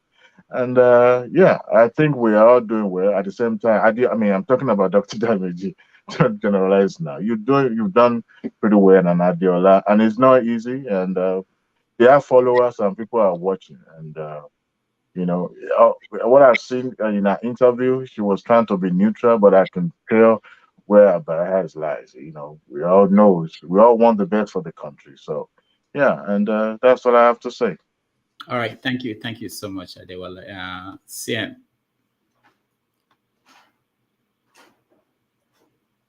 Well, just to recap on what I said earlier about nation building, it is really important. But then I forgot to add that Nigerians, like somebody pointed out, when we say we really want to build our nation, there are the ingredients, there are certain basic things we must realize. In Nigeria, we have to realize that we are different. And in being different, we need to come together.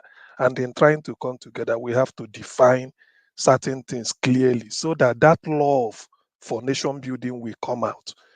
I believe that the moment, because when I say this, I always refer to, I never knew that loving your country as a leader is much more important than even the skill or the talent you are going to bring, until I read Lee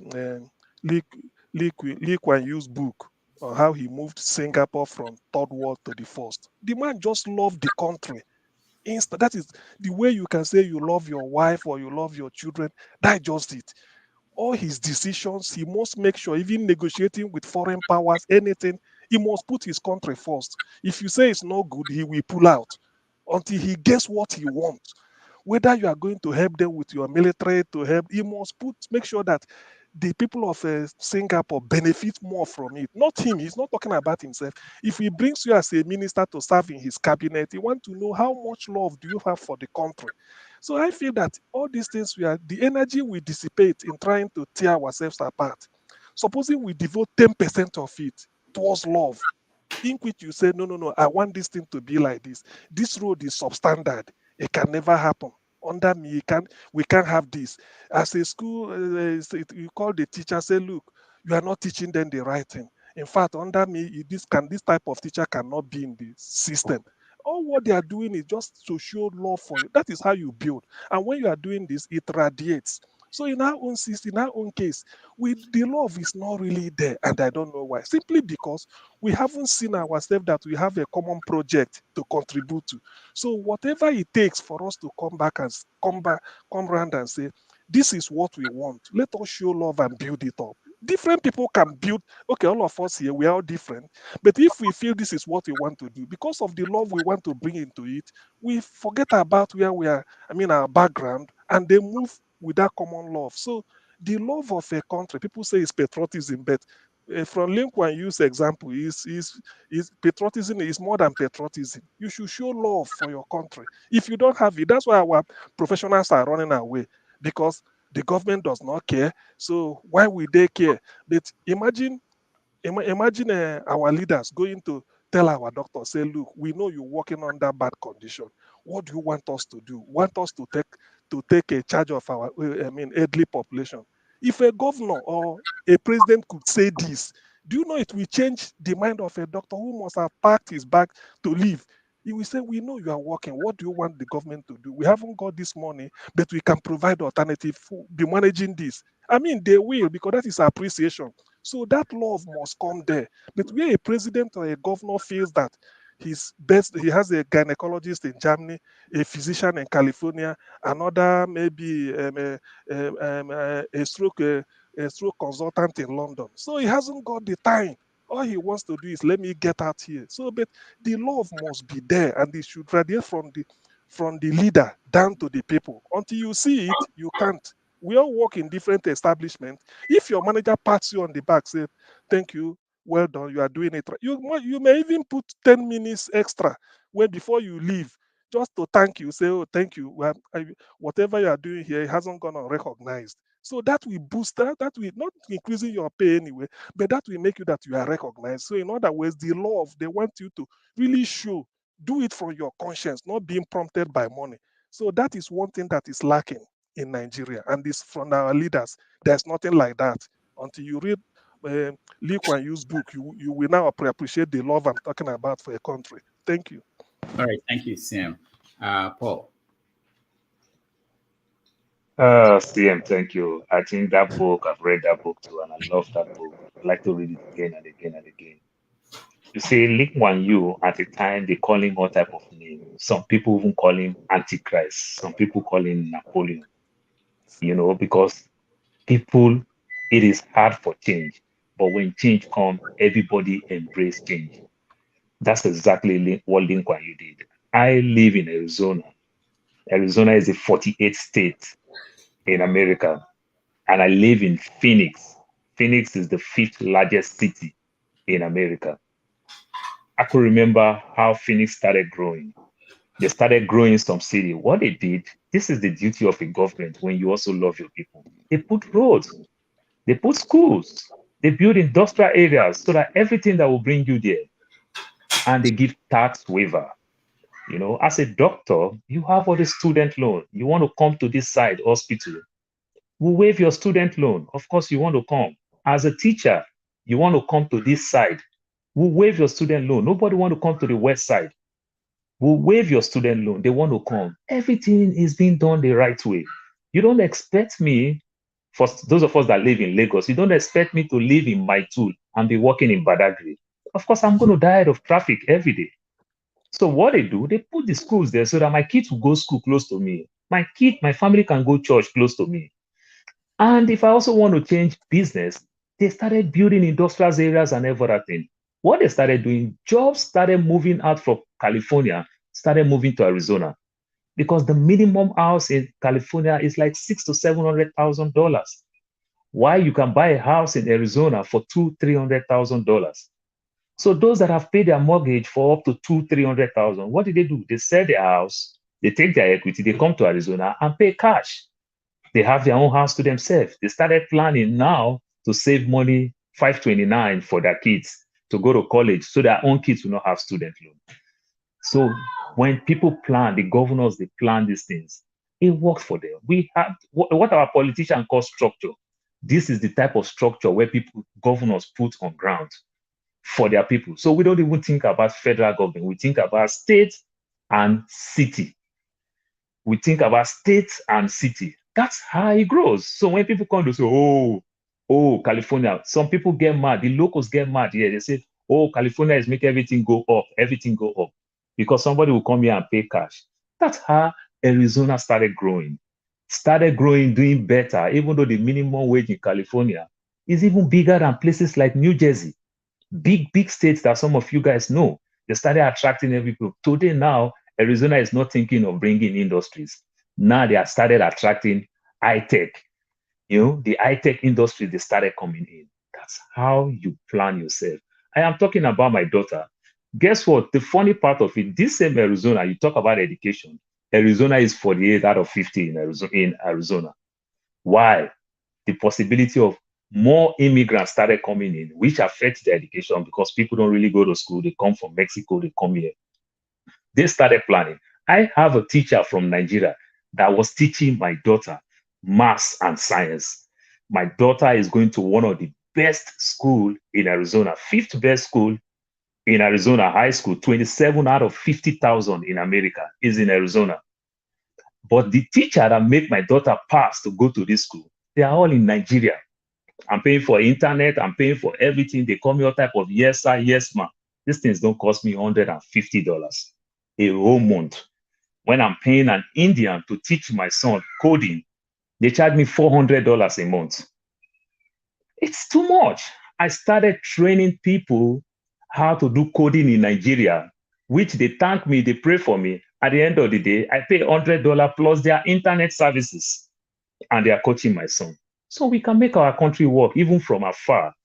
We can bring the knowledge we have here to help some of our friends, some of our colleagues. I work in the aviation industry.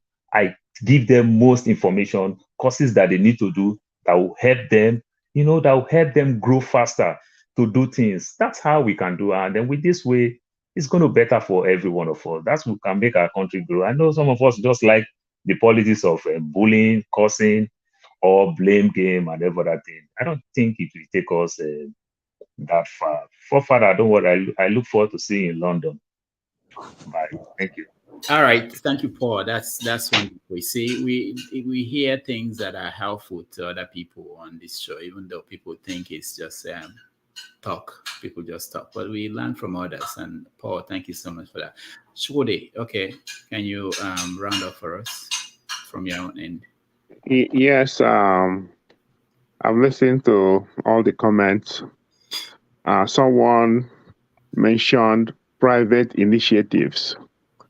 And while private initiatives can help build society, most societies are built by government. When you have a private initiatives and government policies at variance with your initiatives, it won't work. Okay, America wasn't built by Bill Gates or Elon Musk. In fact, they use government resources to get rich. So until we have a country with good politics, these private initiatives won't take us anywhere.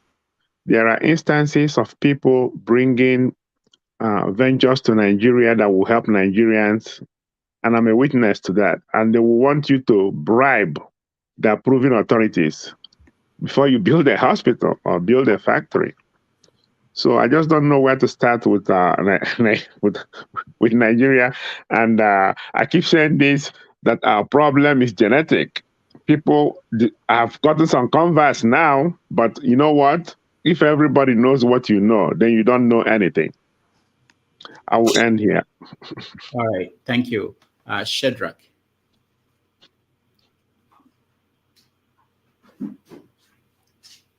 Unmute yourself, Shadrach. Okay, go ahead. All right, thank you. In a closing note, if we want to achieve the end result of what we want, or the kind of great country we envisage Nigeria to be, all hands must be on deck. We all have to contribute our own little quota, or our own quota, no matter how little it is. And secondly, we all have to learn to hold our leaders, our politicians accountable. And I'm not just speaking for the president alone, but all those that are representing us, all our representatives at the ward level, local government level, and the state level.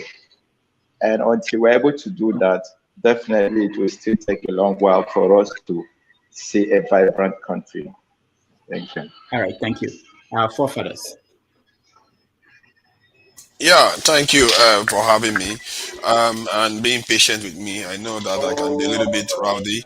I think for me anyway, from the gentleman's explanation about what Adeola, the show, I feel like what the impression it leaves is still the same thing. Sometimes it's not intentional, and it's like some of our pundits and journalists and politicians, what they do when they talk about security problem, they will just say, you know what, we need more technology, we need more intelligence, we need mercenaries. You know what, I think those people, they should just be thrown into the lagoon, because these type of people, what they are doing is that they are just misleading people. How can you be that ignorant that some of them, they go on to use actual examples of countries and they pretend as if they don't see what the country has done. They know the US has 10 times more soldiers than Nigeria. They know the US couldn't control Afghanistan and Iraq, and they talk about technology. They know full well America has the best technology in the world. Why do they keep repeating those things? It drives me crazy. Why is that these people can't learn any simple lesson? You just go on Google. Everybody has a phone. Just check it out and see the facts, instead of going to feed your people false information. Because when we inject false narratives in a society, this is why we don't approach the problem objectively and actually look to solve the problem efficiently. Because we keep injecting falsehood. Oh, we need foreigners to come and help us. We need this. Nigeria uses less than 0.1% of its population to defend the country. 0.1%. How can these guys not know it? How can some of them have actually informed them of it, and they still go on to repeat the same thing? As a matter of fact, two of them, it's like two people agreeing with themselves. Let's bring foreign troops in to come and help us. Let's invite another woman's husband to come and save us. Those are people are the kind of people that they break into their house and they will just say they made the woman come and save them, or invite the next door neighbor to come and save them, because they'll go and hide under the bed.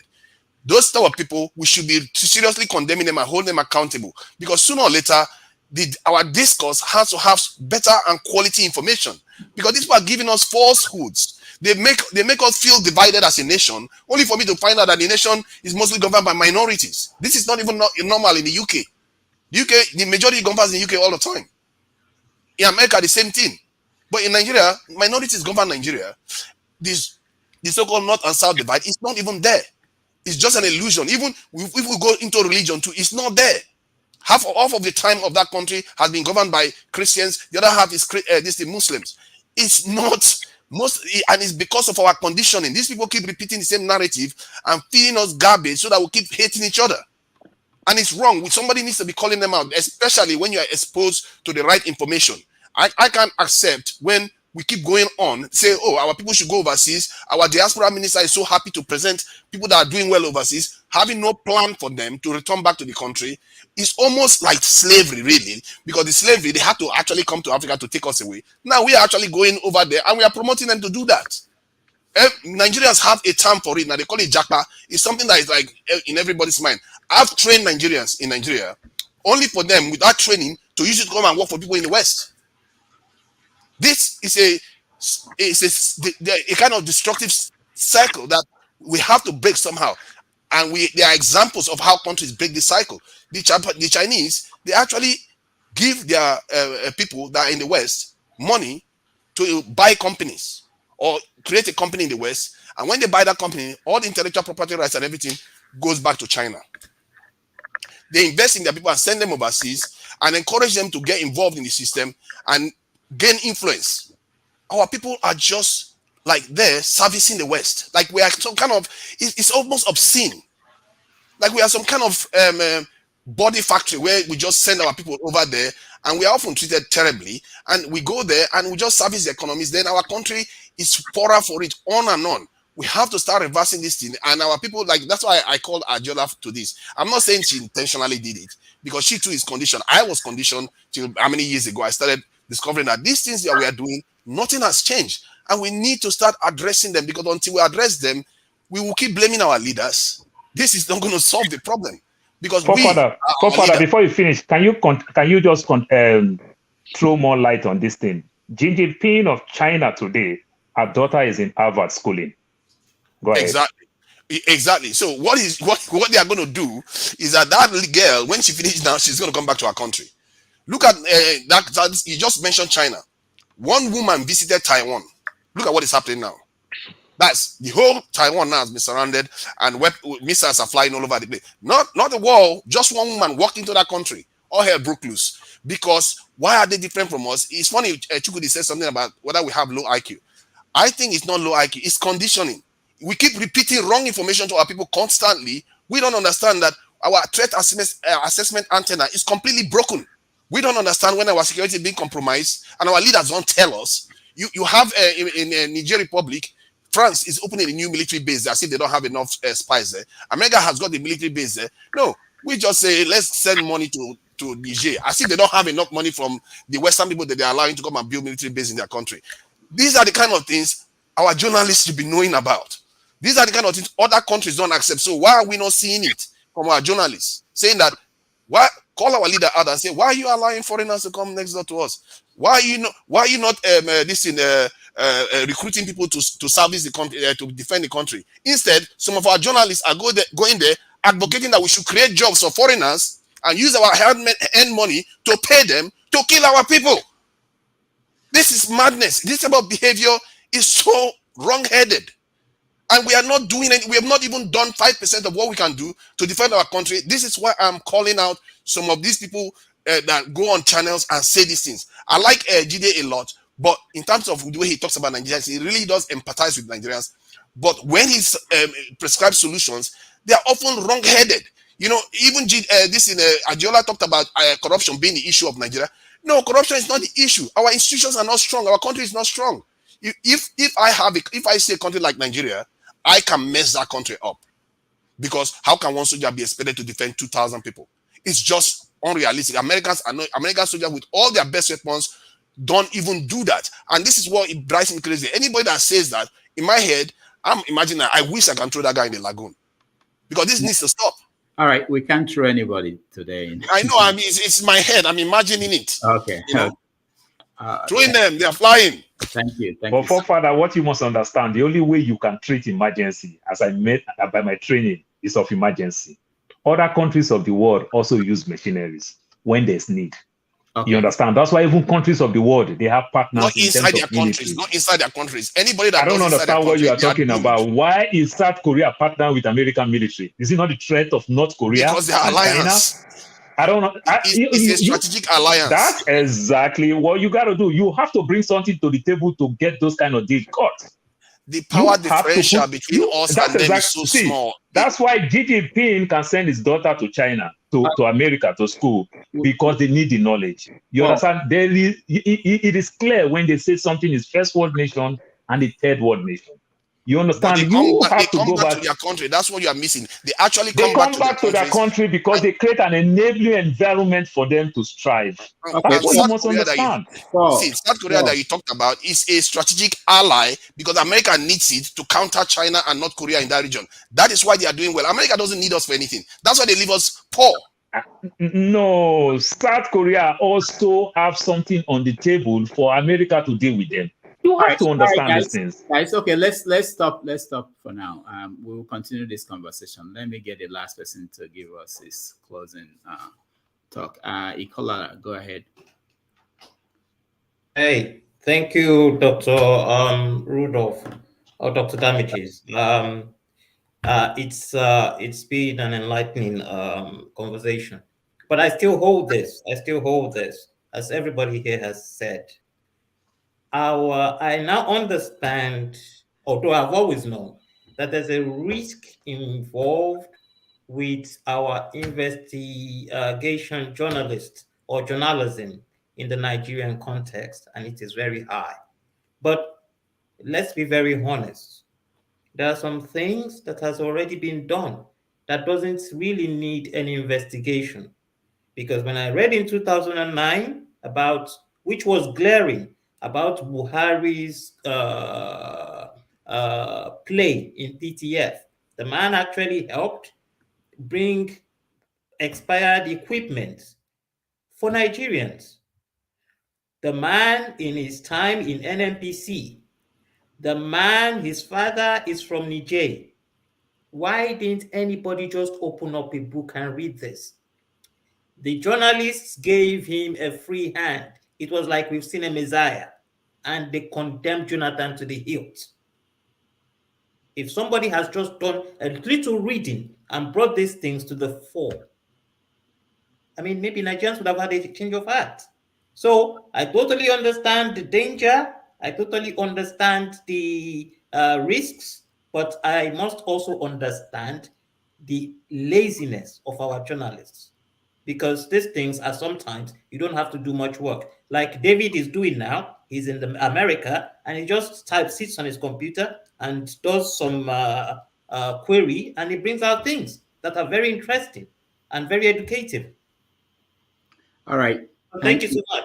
Thank you. Thank you so much. I want to thank everybody that joined us today. I appreciate your time, and we'll be back on Sunday next week. I think anybody wants to say something. Oh, yes. I'm not looking at yes. this. Just real quick. Okay. Just real quick. Now, what I've observed is that I want to address the viewer. If you are a woman and you are in the comment section or you're watching this show, please always join this show. We need a female or woman input. We want their say too. It's not just ordinary all the men all the time. We want them to come and have their say and have their input, please.